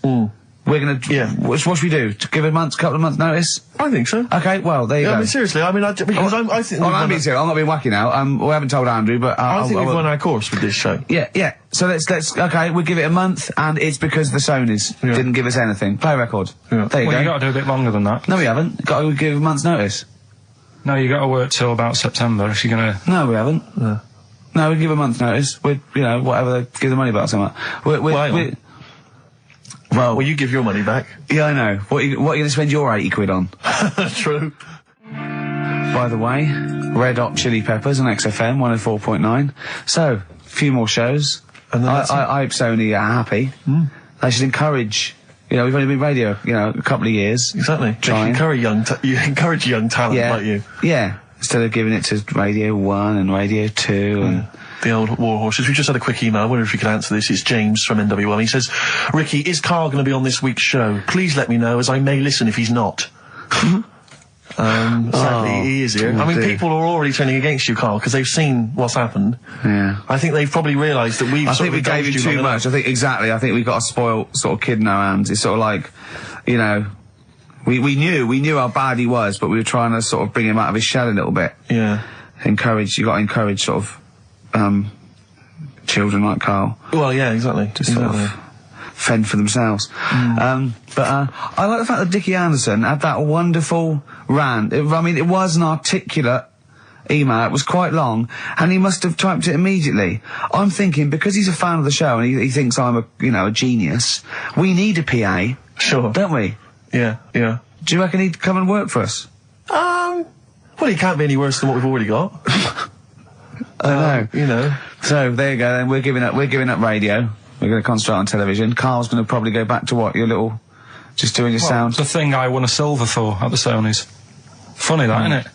Oh, you won a silver, did you? I got a silver, yeah. Oh, yeah. What was that for? Doing the proper job that I do here in the week. No, there's two of you for a start. Yeah. Well, there's three of us. Can't even get a bronze. Now who's the weak link? Right. Well, bit weird, isn't it? Let's not argue. We haven't got many shows to do. To be fair though, this show is I think it's more to do with the fact that you talk on this show that has brought us down. Right, I haven't said anything hardly today. No, well, this is an award-winning show potentially. We'll add this one in for next year. If you could just keep stum, we might have a chance. All right. Well, coming up, right? Let's put it behind us. Okay. Let's draw a line under it. We had a meeting yesterday. We thought we better, for the last few shows, plan it a little bit. And me and Steve came up with a great idea. We're going to offer Karl money to do stuff. Yes. That's the quality of the ideas on this. Yeah. And I brought some money in, little stuff, because we had him showering with our mate Johnny for £1,000 yesterday. Yeah, we just got into a discussion, and then one of us suggested that how much would it cost us to pay you, Karl, to have a shower with another man? And there's nothing going on. No, there's nothing going on. You're just in a shower, normal shower. You're just washing each other, not each other, just yourselves. You're just having a chat. Yeah, washing yourselves, having a shower. Yeah. But it's a regular shower in a regular house. It's not a shower in a swimming pool. And he went fine. We got £1,000 out of it. He wouldn't do 900. He got £1,000 out of it. But then we said, and we'll have to watch to make sure you do it. Yeah. And he went, no, that's weird. So, but why? What's it? But this is what annoys me though, right? The whole idea of, what would you do, right? So I bet you missed out there. When we started this chat saying, I wonder what you do for money, it did start off with, would you rub Dale Winton's neck? Would you give Dale Winton a massage for 20 quid? No, but you have to say no, 500. We're trying to find out what your price is. What price, Karl, is the name of the show. So would you give, Dale Winton he's got a knot, he's got a bit of a knot, he's stressed, he's been doing supermarket sweep, and he's furious. One of the contestants was answering back, calling him names, and he's got all knots in his neck. You just give him a little bit of a, 5 minutes. A little neck massage. How much would you do that for? He's naked, and it's just a little neck massage. There's nothing going on. It's like... See, there You're naked as well, but it's just the two of you naked giving him a little massage. No, seriously. Would you give him... would you give me a foot massage? For how much? What's your price? And what are the rules, though? Can I wear gloves? No. No, just let's start off simple. Would you take off my shoes and socks? I'd do it for, 50 quid. You've got Okay, no, 20 quid to take off one shoe and one sock, but like you mean it. You just take the shoe off, you go, and as you're putting down my sock, you pull the sock down slowly, you look me in the eyes and go, what lovely ankles. Seriously, how much? What price? 20 quid a foot. 20 quid a foot. That's got to be worth it. So 20 quid, you will take off my, we'll put on some soft music, right? I don't need it today. That's what I was saying to you yesterday. You always need it. Do you know what I mean? No, you don't. At the moment, I'm quite happy. Give it to a homeless person. Give it to a charity. Well, we'll get him in here. Well, are you still going to shower with Johnny for £1,000? Not now, because you said, and me and Steve are just going to stand in the corner and watch. Well, we've got to make sure you do it. You might go in there and just, like, wet your hair and come out, pay Johnny 500 quid and go, yeah, we had a shower. How will we know? Sorry, I'm quite interested about the shoe and sock. I'm back to the shower. You just have to wash yourselves. Now, we have to inspect that it's really clean, because we want you to wash certain parts really... Right, well, why have you both got to be in there, then? Well, no, just one of us. Can we just take... I mean, yeah. Or can Steve film it? as evidence. Just as evidence. Or I'll tell you what, we'll leave the TV camera in there. Neither of us to be in there, then we can just watch the video. Yeah. Are you a couple of benders? Are you a couple of benders? No. No. But can we discuss further the taking of the shoe and the sock? Because I think there's £20 I'm willing to pay £20 to see that. Pretty in Pink. Psychedelic Furs on XFM 104.9. I'm Ricky Gervais with Steve Merchant. And our little pet monkey, Karl Pilkington. Karl, so 20 quid, tenner each, me and Steve will pay good money. Right, we'll see you all right. I reckon even Andrew Phillips, the head of XFM, would probably give you an extra 20 quid if this is entertaining as I think it will be to the listening public. Just undo my shoe lace, and Steve are going, Carl's now just gently undoing the lace. Yeah. He's releasing the tongue of the shoe. Well, don't preempt anything. Okay. So come round then, Carl. He's gently pulling down the sock. What, you just said you'd do it for £20. Oh, come on! You said you'd do it. Oh, so you work me up like that, and then you just... Come on take my shoe and socks off, and put it down, and pull the sock down slowly, and go, what lovely ankles. No, because we had that chat yesterday about Come on, this, Carl, right? you just said you'd do it. Yeah, but I don't really need... If it was more money, I might do it. Oh, that is typical. Okay, firstly... We had a little wage at the Sonys, and you owe me £10. So count my £10 as part of that. Exactly. So that's my £10. So you already owe me that anyway. So I'm demanding that instead of giving me the cash, you do this. Yeah, and I'll give you 10 quid just because I've got a bad back and I need someone to help me take my shoe and sock off, because I think I'm getting that airplane thing where my feet are swollen up. Yeah. Yeah. Well, you've been auditioning people for that job, haven't you, all week? Come on. No, I ran it past Suzanne last night, right, because I knew you were going to do this, right? And I said, would you be annoyed if, I know we need a new kitchen and that. Yeah. But can I leave it? And she said, it's up to you. You do what you want to do. We're not interested in what Suzanne thinks. Yeah, well, I don't Carl, you just said that you would do it for £20. We are offering you £20. Just to take a shoe. I mean, I assume you'd take that off as a mate. If I twisted my ankle playing football and I hurt my back, I'll go take my shoe and sock off, and you go, yeah, no worries, mate. I assume you do that for a mate who's hurt his ankle. Yeah, but it's not the Toya bound Wayne Sleep's foot when he was bouncing on his bed and hurt his ankle. She didn't expect money from it. She didn't want Sleep to pay out money. The singer of Mystery does not need Wayne Sleep, probably our greatest dancer since Lionel Blair, to pay money to help his ankle out. I thought we were mates. It seems to me that you've already lost us a Sony this week. The very least you could do is bend down now. Take your shirt off. Move on. No, come on, Carl. Seriously, we've got to do this. Take the shirt and sock off. I'm not doing it. It's too... Carl! Why not? I'm so angry. Yeah, because you said you would. You've welched on the £1,000 showering with Johnny. Johnny doesn't even know about this, so Johnny's probably lost out on money. I suppose you'd split some up with him for having the shower with you to get you the money in the first place. So the problem is this, Carl. People now are listening, expecting to hear this. That's why we didn't win awards, because you'd never go through with it. You've promised them something and you're not going through with it. Play a record. You're just like all the girls I speak to. So a little surprise for you there. That's Coldplay here. They're live through there. Thanks. Can you hear me? Yeah, brilliant. Do you wanna say a few words? Do you wanna Yeah, no, I'll have a quick word with Chris, lead singer Chris. Chris, good to have you here. Hello. And, how's it going with Gwyneth Paltrow? Brilliant, yes. She's a lovely lady. Yeah, no, I thought so, yeah. I saw her in Shakespeare in Love. She's good in that, isn't yes, she? if you would pass that on to her, just say I enjoyed that. It's going alright. You going to get married or? Yeah, so I marry either her or that Julia Roberts woman. Yeah, either one is good. Yeah. I know you're on holiday at the moment in Hawaii. I read in the paper today. No. You're actually here. I'm actually here. Okay. Got to go now, got to go. Alright, just a couple of quick See you later, Chris. Yes, see you, Ricky. So that's the sort of guests. That's the caliber of guests. We're just trying to up Just like Jonathan Ross. We've got guests like Jonathan Ross. That's Coldplay, just popped in. So if you're the Sony people listening, you might want to... And we've still got Carl to take off my sock for 20 quid. Okay? Let's do it now. Let's just get it over with and do it now. Come on, Carl, let's get our cash out then, Rick. There's £10 right there. No, you don't owe him, because he owes you 10, so I just have to pay him 10. Okay. Yeah. So, go on then. Just take... Not whilst Coldplay are here. So they've had to shoot off. Come on. I don't want to do it. Why not? Tell me what... We've been on now for half an hour. Okay, at the end of this, why won't you do it? It's ridiculous. You won't have a shower, you won't take my shoes and socks off, you won't do anything. You won't give Darwin a rub down. What will you do, for Christ's sake? I don't want to do it. Say if my mum and dad have heard about how well I'm doing in London. Yeah. Right, they've heard about, the Sony Awards and that. They're talking to the mates, they're saying Carl's doing well for himself. Yeah. Let's have a listen to him on Sky. Yeah. They're tuning in, I'm taking off socks for money.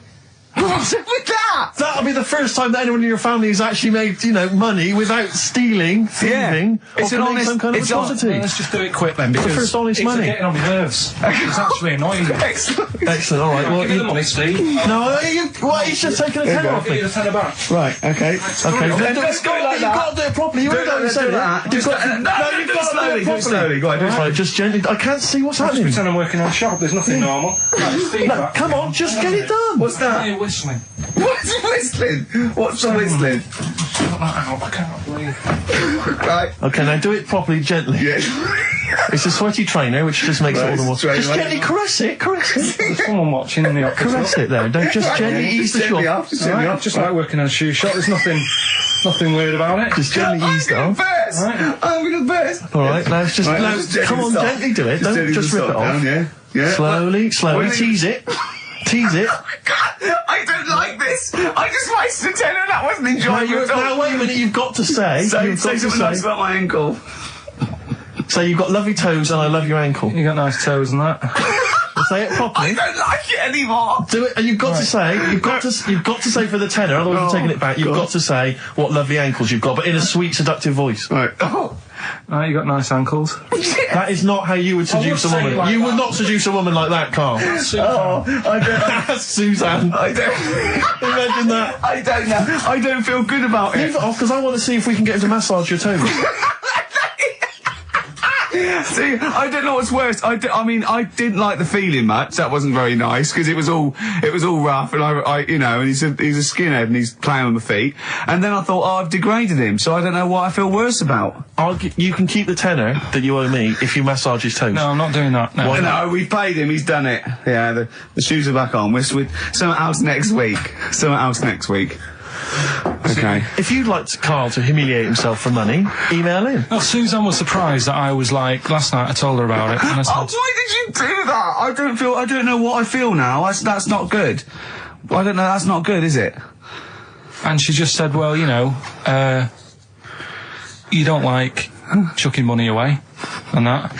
And it was funny because we got talking about when we bought our first flat in Manchester, right? I bought a bed, right? I didn't have much money. And what annoyed me is I bought the bed and it turned up. And I said, where's the mattress? And they said, well, you don't get a mattress with the bed, you've got to buy that separately. And I was like, well, that's not a bed then, right? So I didn't have any more money.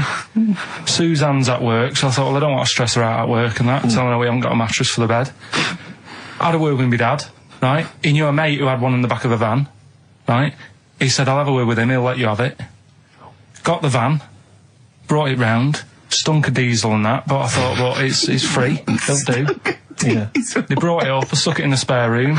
Suzanne got home, she looked at the bed, she said, that looks alright. She where's the mattress? So it's in the next room, but I thought I won't tell her because she won't like the idea.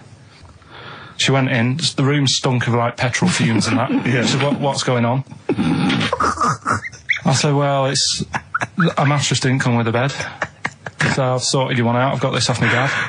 And we didn't have one night on it. She said, get rid of it. Yeah. I had to go and ditch it. I don't know what she was thinking. One of your father's friends is driving around in a van with a mattress in the back. Yeah. Was he a serial killer? I mean... And she didn't want to sleep on it? Like Silence of the Lamb. What kind of a cheapskate is she? What kind of a woman is she? That she won't sleep on a mattress that has been in the back of a transit van? That's Yeah, covered in petrol, diesel, probably urine, and Christ knows what else. Yeah. Oh. So, you know... Would you swap pants with Steve for 50 quid now? You'd have to look at him, you go in the toilet, he takes his pants off in the toilet, leaves them there, you go in... Right, you come out with your trousers on, you go in, right, take your pants off, put his pants on, leave your pants in the toilet, come out, you got his pants on, he goes in there, you come out, you swap pants. At the end of the show, you put it back. How much? When you say pants, what do you mean? Just underpants. No, I'm not doing underpants. Why? Why not? Seriously, these were fresh on Thursday. Yeah, but for the BAFTAs, for the awards, the Sony. Do you know what I mean? But I mean, just name the price. It's gonna be more than 20 quid. It's gonna be more than 20 quid. It's gonna be like 80 quid upwards, I think. No, clean on today. They were clean on today, and they're boxers. It's as bad for him as you. Don't remember that. Thanks for that. 50 quid? Really? Play a record?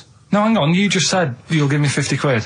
If you go and swap pants. I don't know what's in it for me. I don't know why I'm doing this. It started off as torturing Carl, but not only am I out of pocket, I don't actually want you two to swap pants or touch my ankles. Well, Steve isn't I don't know what I've done. This is... I'm the victim here.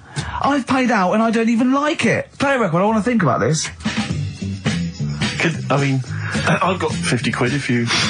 as long as we can swap the pants, but both be in the room at the same time. Band of Gold by the artist who featured in a recent Rockbuster clue, which was, I think, the Jamaican fella needs an aspirin for his head, and that goes course to free the pain. Brilliant. Rockbuster's coming up, isn't it, Carl?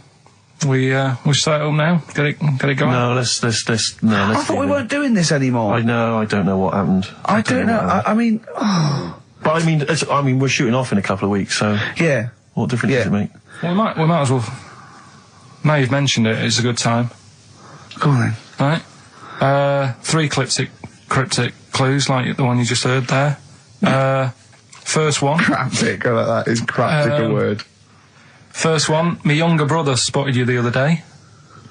Right. That's the cryptic clue. My younger brother spotted you the other day. The initials JS. JS for the band. Second one. That champagne belongs to the Boxers Kid. That's the way he looks up, like it's Oscar Wilde. Yeah.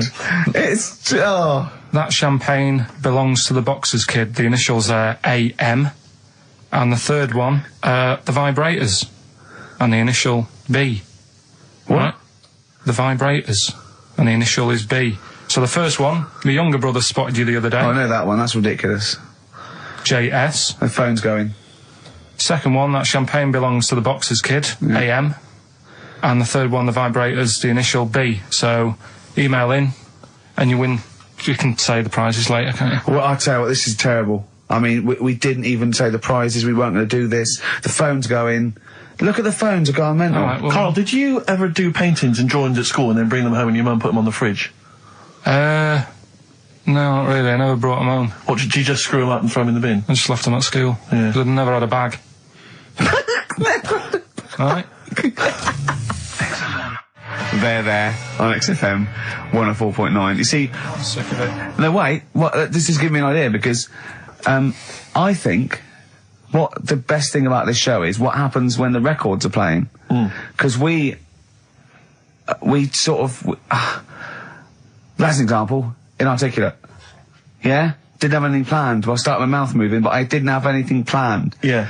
Like... Why was that? Why don't you have anything planned there? What? Why didn't you know what you were going to say then? Because... What were you doing when Radiohead was on? I made Carl a new uniform that he has to wear in the second hour. What did I do? You got tissue paper. Yeah. Toilet roll, yeah. Ripped a bit off. Yeah. made a little tie for me and put some in my ears. Yeah, so he had earplugs and matching tie. Yeah. And he looked good, didn't he? Yeah. He had earplugs and matching tie, and I squeezed it in there, and he went, I can't, it'll irritate me. So, I'm thinking of things all the time to make this more fun for me. Yes. And he's just like that.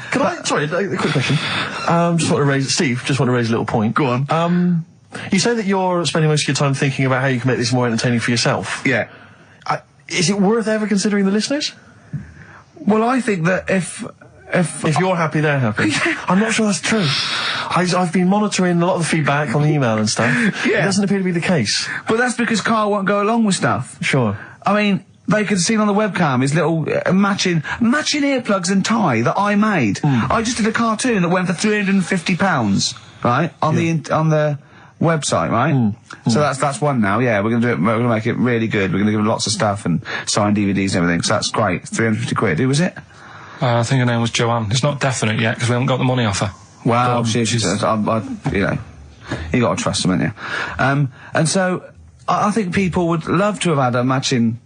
You know, I'd have signed it and everything. Little matching earplugs and necktie made out of toilet roll. Yeah, yeah. You know, and he don't want to wear it. But I had a great idea for a show, right?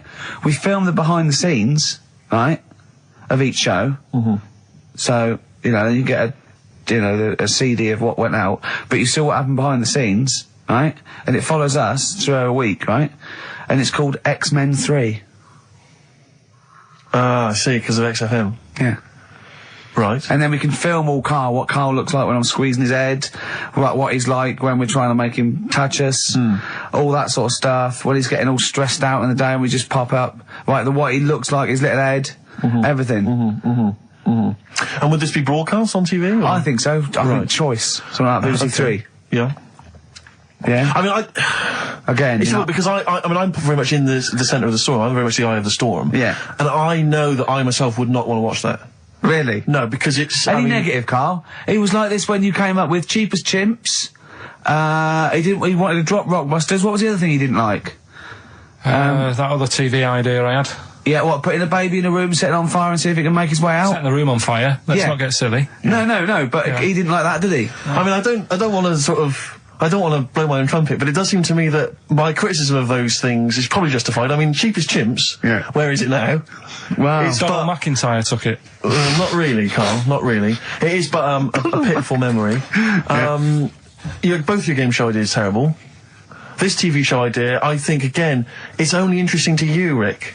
This is what you fail to realise. You've got no sense of the greater public. To be honest, I'm just taking this from what people are emailing in. They're not interested in Karl. I don't read the emails. They're not interested in Karl. I don't read the emails. They're not interested in Karl? They're not interested in Karl. But if we did a documentary about him, like they did about Oliver, the human sea, or that's a different case. Or the girl that was older than her mum, or, you know, all those other sort of things. I think if we actually did a definitive documentary and got in doctors to talk about him, and showed him... That psychiatrist from Big Brother. Yeah, and just talked about it, and then showed him in his environment, I think it'd be brilliant. I think it'd be a brilliant show. But I think that's interesting. I think you're right. Some kind of anthropological study of Karl, fascinating. You making a little neckerchief for him, I'm not so convinced. But that'll all be part of it. Play record, let's think about this, because I think this is an idea. If any broadcasters are listening, like Greg Dyke or, you know, we'd even go to Channel 5 with this, I think, wouldn't we? I mean, alternatively, if you'd like to incorporate Karl into some kind of Blue Peter appeal... Let's do something. Let's just get Karl... Look at his face. How could you not... See, a lot of people still don't know what you look like, Karl. Play record. That's Across the Great Divide from the band. Rick, I bought a little treat for myself today. I've been meaning to buy these ever since I moved to London. Yeah. I'm sure everyone listening has seen them. Maybe you don't have them in your own collection. Karl, I don't know if you've come across them in the past.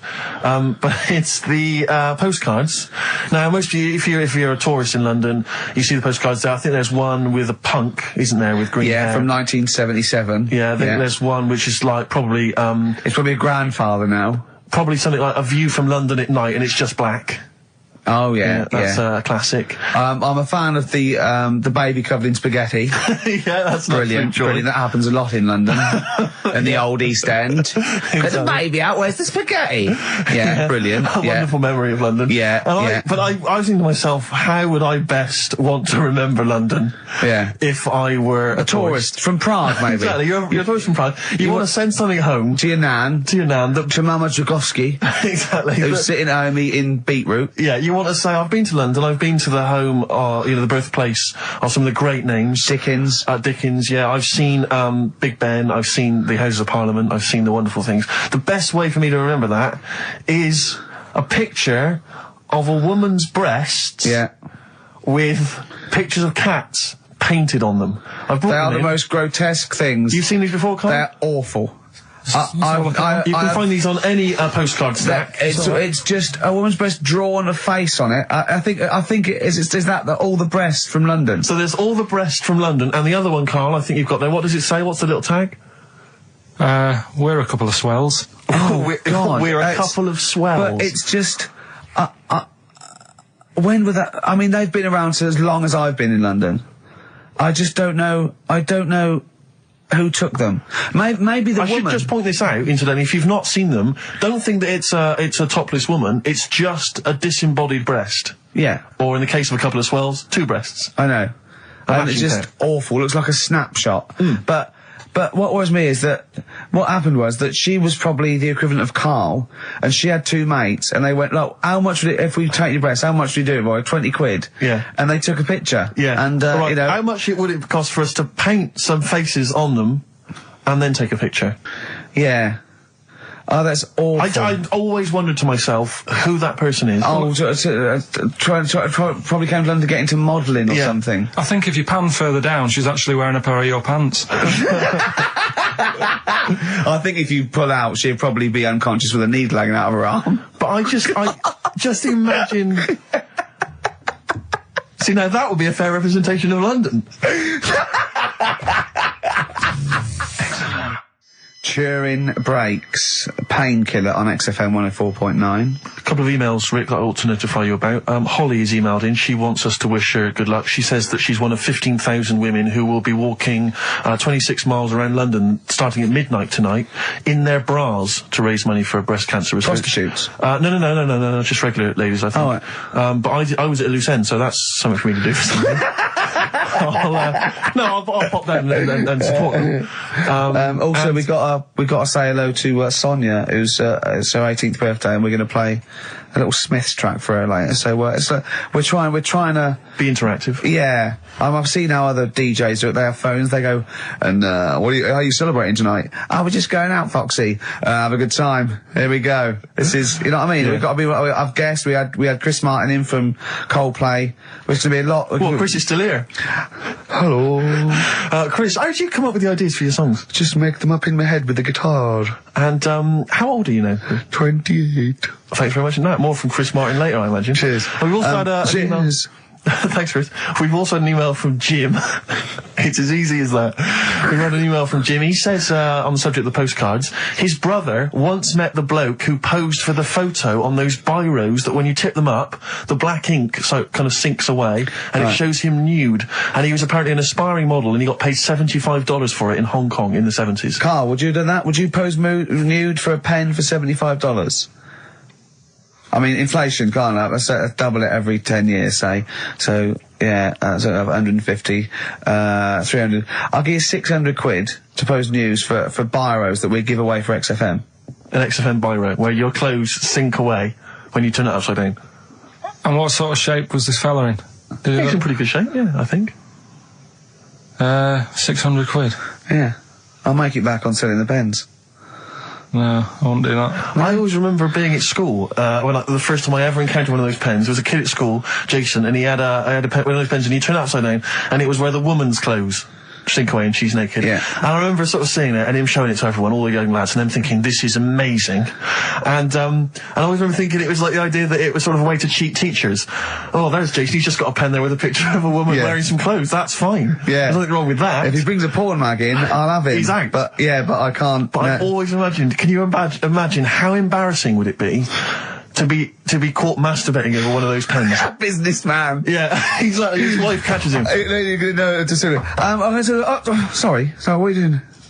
I'm just doing some writing with this regular pen. Right. What? Well, no, don't turn it upside down. Can I just come round where you're sitting? Why are you naked? The only thing I think more embarrassing would be to be caught masturbating looking into a mirror. Well, for you maybe, for me and Carl, you right? We should give the Rockbusters clues again one final time before we give out the answers. And I should mention the prizes as well. If you still want to enter, we've got various things, a couple of CDs, a smash hit CD. Right, looking into a mirror. Let's move on from that. Club Anthems 2003, Strange and Beautiful. Eh? I hate being nude anyway. Why? What do you mean you hate being nude? It's not normal if you walk about. Do you walk about the house without on? No, because we've got windows. Yeah, but alright, with the blinds shut or whatever. Well, I have a bath. No, but say like with Jane and that. Are you happy walking about? No, I'll walk around in my pants or a towel. I won't purposely walk around nude for the sake of it. No. No, I know, but I in the morning I don't mind when I get up. Yeah. Go for a shower, but I don't sort of flaunt it about. I just wondered if that's normal or. Well, no. What do you mean? Is it normal? If there's no one can see you, then no, like, but your girlfriend's in and that. But what I mean is, it's like you can put a pair of pants on, can't you? Do you know all I'm saying is? Well, put Steve's on if you want. Yeah, for 30 quid. What do you want to do? Do you want to put a pair of pants on now? No, it's just like you're asking me to do it for a pen. What would you do, right? What would you do, right, if you did that thing with Steve and you left your pants in there, you went and you put his on, but it was sort of like it was damp. Right, so Rockbusters then, we'll get this out of the way, right? So the prizes, Carl, mentioned there's a number of CDs. We've also got Wild Weather, a fascinating, it looks like 2 VHS set about weather, about various weather conditions around the world. That must be selling like hotcakes. Sean Lloyd could be in that now. Yeah, indeed. And, also signed by Norman. It's Fatboy Slim's Big Beach Boutique. That must have been troublesome for the station that has close ties with Norman to get hold of. But well done. And that's Fatboy Slim, Big Beach Boutique. So yeah, there's a number of not bad prizes to give away there. And the clues were, Carl? First one was my younger brother spotted you the other day. The initials JS. We had That Champagne Belongs to the Boxer's Kid. That was AM. And third one, The Vibrators. That's rubbish, that one. And the initial B. We'll give away the prizes and the answers next. What, we going to play a record, or what we got coming up? We got Monkey News. Yeah, we got that. We got, we've got loads, too numerous to mention at the moment. We got any adverts? Got some of them. Oh, brilliant. Cram them in later. Excellent, look forward to that. Joe Jackson. Good track. Good tune. Well, it's on. Different for Girls, Joe Jackson on XFM 104.9, a retro cut. Bit of Monkey News would be good, Carl, if you got that. We're struggling here. We're struggling, Steve. Wait a minute. You say that, but wait a minute, the answers for Rockbusters are coming up right now. So, you thought people were turning off? What have we done? We've done Take My Shoes Off for Money. Take My Shoes Off for Money. We've done that. We've done, look at these funny postcard breasts. And we've done We Didn't Win a Sony. Coming up, regular features. Jeez, got nothing, have we? Come on. Sometimes it's good. Come on, Carl, save us. You've got to save us. So Rockbusters answers, then. Are we doing them now, Steve? Yeah. Right. First one, my younger brother spotted you the other day. Yeah. The initials there, JS. That was Junior Senior. Right? Yeah, good. I'll give you that. Second one, That Champagne Belongs to the Boxer's Kid. That was AM. That was Alison's Moye. Alison's Moye. Alison Moye. Sorry, just give us the clue again. That champagne belongs to the Boxer's Kid. So, Muhammad Ali's son. Yeah. Right, Alison's Moye. Yeah. Brilliant. And then third one, always an easy one in there for everyone so they can take part. The Vibrators, the initials B, that's Buzzcocks. You can't say Cox. That's why that's why you can't say Cox. Have we got a winner? We have indeed. I chose him because his name amused me, which is a bit harsh. It's not Mr. Tits. No. Gerald Preston. Sorry, Sorry, Gerald. I don't know why that tickled me. It's so unfair. It only tickled me because it's not funny. There's so nothing funny with Gerald Preston. There is nothing funny. I think it was because it sounded like it was a man of a different generation. I think that was why Gerald Preston. It sounded like... That's terrible. I know. Right, Gerald, there's nothing funny about that name. There's nothing funny about the name, Gerald. Steve just made me laugh. He did. I don't know why that made us funny. It made us laugh, but it did tickle me. But Gerald, whatever you think of your name, don't worry, because these prizes, There's including nothing funny Fatboy about Slim... Gerald Preston. I don't know, Gerald, if you're a fan of Wild Weather, but you've got a 2VH set coming to your way, so you certainly will be interested in extreme weather conditions by the end of that, I would have thought. Plus some arbitrary CDs, so good luck, Jerry. Oh, dear. Excellent. Right, brilliant. Good. That's that sorted. Right, let's have another tune and then maybe some monkey news. Yeah. Well, actually, now you've sort of mentioned a bit of monkey news, that I've found something in the week, right, that we've talked about in the past, right, that I've got some other monkey stuff, but this is just, forget it. What? Come on! What's the matter with you? Right, do you know that thing we did ages ago? What? When we were out one day and we're talking about monkeys in a room with a PC, and if you leave them in there long enough... Yeah, eventually an infinite amount of monkeys, or one monkey in an infinite amount of time, will eventually type the complete words of Shakespeare, yeah. Right, we talked about that ages ago. Yeah. I said it wouldn't happen. No, it doesn't make sense. You can't say it wouldn't happen, it doesn't make sense. It's a mathematical conundrum. It doesn't make sense. Go on. Anyway, right, they got a couple of monkeys. Right, so not an infinite amount then. Okay, so, alright, but never mind. Yeah. Got a couple of monkeys, put it in a room. Yeah. I don't know if it was one PC or they got a job lot or whatever. Not an infinite amount then. And left them in there for a month. Oh, not an infinite amount of time then either. Okay. So 2 monkeys a month. Okay, go on. Yeah, I see the experiment's working so far. About 8 monkeys. Oh, 8 monkeys. Oh, let me just work that out as a fraction of infinity. It's infinity, 8 into infinity. Oh God, a month. And what happened then, Carl?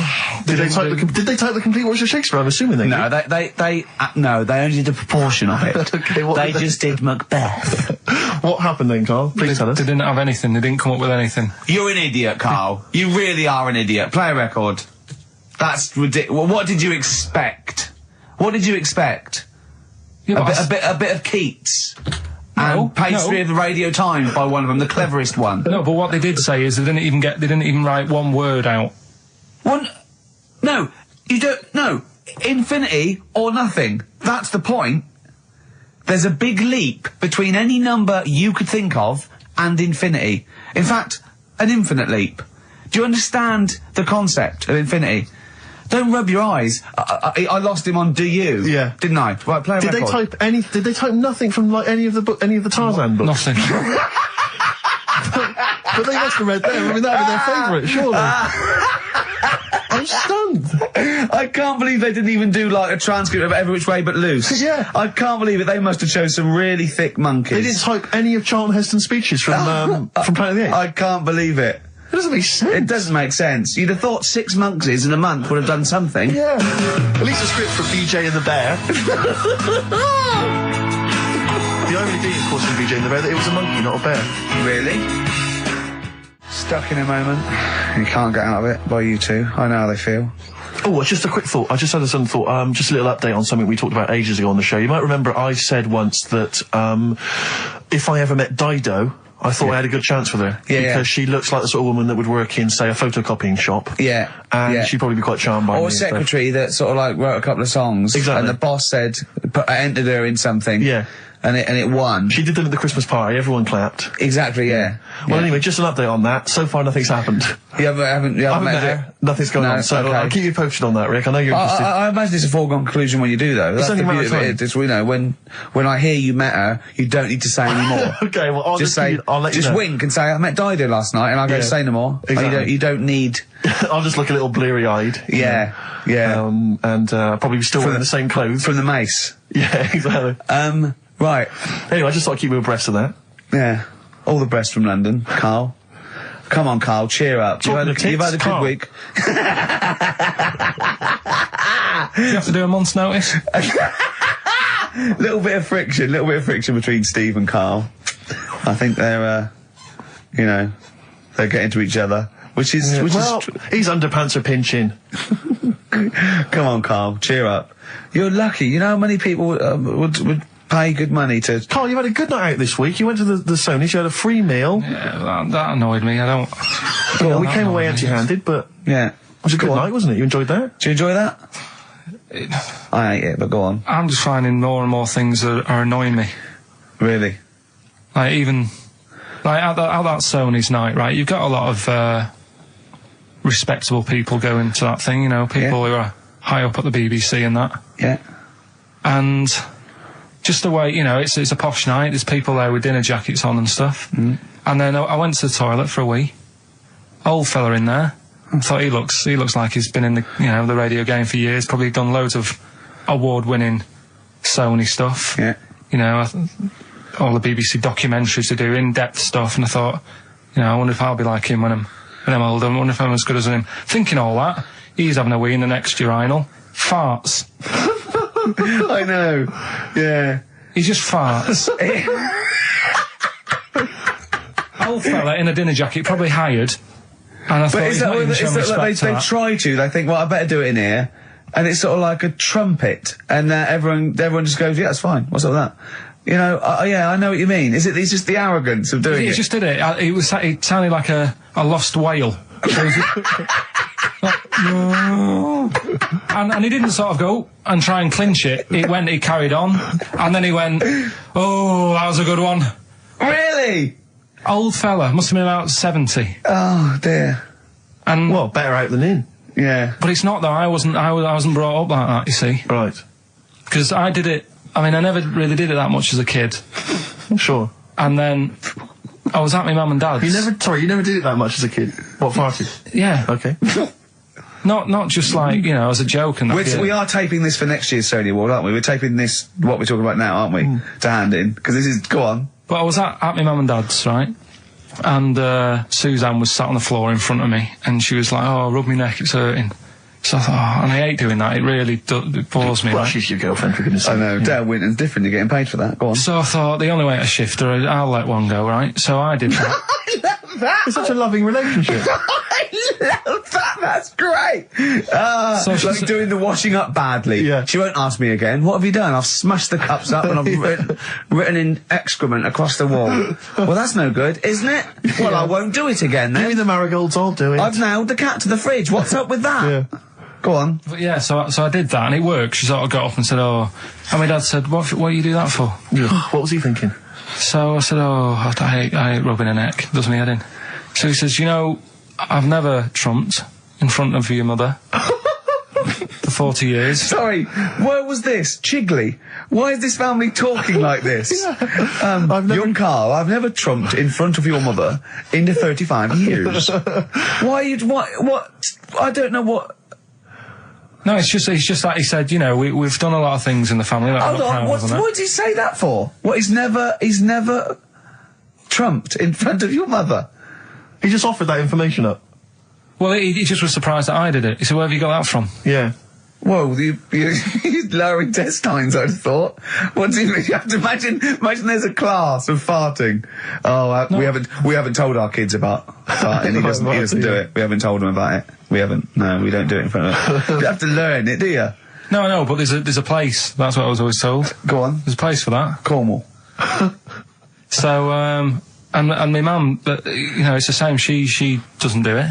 Right. If she goes to the toilet to, you know, do what you got to do, she makes sure, like, she'll sort of say things like, are you going out for a walk? Are you going out for a walk? Does she know that you're broadcasting this? Well, yeah. She's probably round at the neighbours now, listening. Yeah. Any of you going out for a walk? Yeah, just at the door. So she waits until everyone's left, or...? She doesn't like the thought that everyone... Do you know, like, cats don't like you staring at them when they're doing it? I've never stared at a cat while it was doing anything. Have you ever had a pet cat? What do you mean? Yeah, go on. No, it's just like cats, you know, if you get them a little litter tray. Yeah. I remember being told, like, no, when it does use it, don't sort of go and look at it. It puts it off. I was the same as a kid. I didn't, when I had a nappy. Who comes and looks at you when you're on the bottom? No, when I was a kid and I was in a nappy, right, I used to always, there was a corner in the kitchen that I'd always go to, and everyone would be Why do you go to the toilet? Because I had a nappy on. Oh, yeah, right, how old were you? 14th birthday? About 3 or something. Yeah. Right. And I used to always go to this corner, and everyone said, right, he's going to the corner, don't stare at him. The thing is, I can so imagine you because you've got the same head. Yeah, you look like a baby. It's just a baby's head. Put it there. Would you put a nappy on for 50 quid? Now. Yeah. Just sitting, do your work, right? Well, anyway, sit in the corner. So I'm not doing that, right? What? So yeah, my mum's like that, and something else she's good. I mean, people might not know. Dinner party. Oh, it's Mrs. Pilkington just in the corner. Just don't look at her. Yeah, don't look at Mrs. P. She's just in the corner of our kitchen. Don't just look at her. What's she doing? She's just doing her business. She's there. There she is squatting. Are you going for a walk? Sorry, you were saying, Carl. Another trick I've learnt from her. Right, if you're using, say, a friend's toilet or something, and you don't want to leave your mark, just go down the toilet and flush it. Use take a box of matches with you. Yes. Yeah. What the curtains? The girls calls it a distraction. Burn the place down, have a wonderful crap, and just leave when the fire brigade get there. Forget it. Who is it? Vines. Yeah. It's a good one. We don't go brilliant, do you? If you're going to talk, you do say something useful. There you go. Vines, they're homesick. Brilliant. Now, come on, we should do monkey news now, because I know you want to save it, but I think you should put your best stuff first. You never know what will happen, you know what I mean? Always put your best stuff out there. Let me just get it out of the... Okay, well, while he's getting it, can we have a jingle for monkey news? Yeah. Chimpanzee that monkey news. Tell you what, right, about putting your best stuff first. Yeah. Right. Do you know we were saying the other week about in Chinatown? Not really a town. Well, it's not a town, right? And like the restaurants, they have like those horrible dead ducks and chickens just hanging in the window. Yeah. An octopus and all that just hanging there. Yeah. And that doesn't like make you want to go in, does it? No, sure. This morning, walking through Soho on the way in, walked past this sort of strip joint place. This woman said, "Do you want to come in, sir?" Right, turn round. She must have been about 80. So you're equating her to a hangy bit of octopus. Well, you said, are you performing? And a chicken. I'm just saying, again, put your best stuff at the front door. Yeah, good thinking. Right, anyway, bit of monkey news that's been sent in. Right. Gareth in Catford. Right. Good work, Gareth. Basically, it's about this monkey. Oh yeah. In the jungle. Yeah. It's got a gig at an hairdresser's. What are you talking about? What are you talking about? What are you talking about? It's got itself a nice little job going in an hairdresser's. As what? It gets people sitting down, and what it does before the people have their hair cut, that it sort of sits there, and it goes through people's hair, makes sure it's clean, and people are loving it. Right, so it's a pet monkey. It's nothing to do with it getting a gig in an hairdresser's. It's a pet monkey. It's not working at Monkey and Guy. Yeah. No, seriously, it's in there. I think it might have started off as a job, and then. So what does it say? It says junior £15, stylist £35, monkey £63. So I didn't quite follow. It's in the jungle. It was wandering about. Right. Maybe it did start But it looks good, its hair looks good, someone thought, hang on. Yeah, but never ever, you see, people make that mistake with hairdressers anyway. I always say, well, if the hairdresser's got a good haircut, go to where he's going. Right. Right? Because that's what I thought when I read it, about having a good haircut. How often do you go to the hairdressers? Well, not that much anymore, Sure. but I used to always think that. Yeah.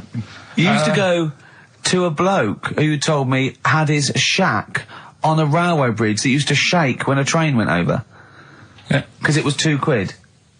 Yeah, but before that, I've never had that much luck with hairdressers. Before that was another place, and it was run by sort of, these sort of wannabe gangster type people. Oh, yeah. But they'd you know, you're going What for do you mean by haircut. wannabe gangsters? Well, sort of just petty crime stuff. You'd go in for a haircut and then you'd walk out with a video recorder. Do you know what I mean? You They'd don't say- have to take it. No, but they'd sort of spend ages flogging you that whilst cutting your hair. It was their thing. It's like, right, sit down, you alright? Yeah. Oh, you So know. for the weekend, what are you thinking of?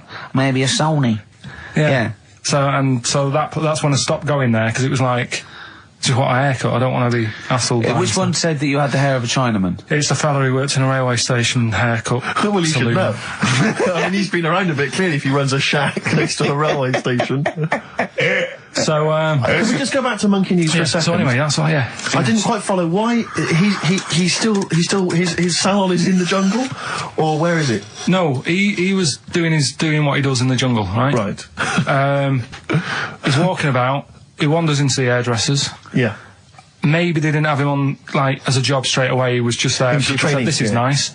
He's sat there picking the nits and what have you. Carl, I don't know where to start. Then- it's just it's the embellishment. You don't he walks from a jungle to an hairdresser's. I mean, you're an idiot. You really are. I'd love to see you try and get a job in an hairdresser if there was another monkey up for it. You'd never get a job. So he was good at that. People said this is relaxing. Apparently he had really nice hands, soothing, Yes. right, on people's heads. They said, let's put him on the payroll. So Let's put him on the payroll. What do you mean? Yeah, I'll give you that. Okay, this is the news item, is it? Customers are queuing up to have their hair done at a salon in the jungle There you go. by a monkey. Judy, a pig-tailed macaque, has a reputation as the best exterminator of head lice in Kane. There you go. She is so good, some customers fall asleep under her gentle touch. Regular Amporon Chekema said, Judy's hands are so soft and gentle, I really feel I can relax. But you know that is doing what it does naturally. It's looking for, like, salt and stuff in the hair Yeah. and nits. It's not on the payroll. It doesn't complain about when it gets deducted at national insurance. It's not part of the union. Yeah. Do you know what I mean? but a good monkey news, you know, backed up with good tabloid journalism. With solid evidence there. So No, I think maybe we should start marking the monkey news, Rick. I don't know what you think. Giving it marks out of 10, maybe. For both interest and validity. well, for interest, I'll give it 7. For Carl believing that there was something to this monkey, thinking it had a job and getting paid. But it was also doing kind of perms 2. and colouring. 2. Yeah. Ridiculous. Again, ridiculous. More monkey news next week. Hopefully let's just hear that jingle again. Oh, chimpanzee that monkey news. Peace Train. Isn't that brilliant? Cat Stevens. Now, well, I've sort of enjoyed the last sort of, hour or so after disappointment of the Sonys. I think we are going to give up, to be honest. Do another week and then shoot off. Yeah, knock on the head. Okay. We're only doing it for a laugh anyway. But If they're not going to reward us for that, then do you know what I mean? it's not really worth it. But I'll tell you what could... But what about this? Carl, can you find out who was on the panel? Can you? But what difference does it make? Well, I want you to interview. I want you to phone them up and I want to tell them why they didn't think our show was. Yeah, let them explain themselves. Just explain themselves. They've got to stand by their convictions. Find them all. Track them down. There's probably about Yeah, but 300. what do you expect then? I They're want not to tell gonna the say, truth. no, you're right, the monkey news should have, done the job for you. I just want people. I don't want them to be. I don't want to sit in a room and hide. I want the 3 people on the panel. I'll find them out to say we didn't vote for you because we thought it was shoddy, amateurish, annoying. There was too much swearing. I'll go. Fair enough. Well done, mate. We didn't vote for you because Carl's voice is an irritant. Okay? Okay, well done, mate. You're alright. We didn't vote for you because, Gervais, you're a fat, useless git who understands nothing about broadcasting. And you that guy knows something. Yeah. And I'll go, right, I'm not so happy with that, but at least you told the truth. But get them on the phone. Find out from Andrew. I noticed none of them have mentioned me, which is good. I know, They obviously yeah. think I'm pretty good. Yeah, they probably all love Steve. No one likes to pick on an invalid, though. Do you know what I mean? I'm just... We got a player request here for, what's her name, don't leave it, Steve. Sonia, who's 18 today. We couldn't find William. It was really nothing wordsmith because, whoever is in charge of the library, they probably won an award for it. But, she didn't ask for 4 non-blondes. So I found There Is a Light by the Smiths. So, a week to go. It's not, I'm not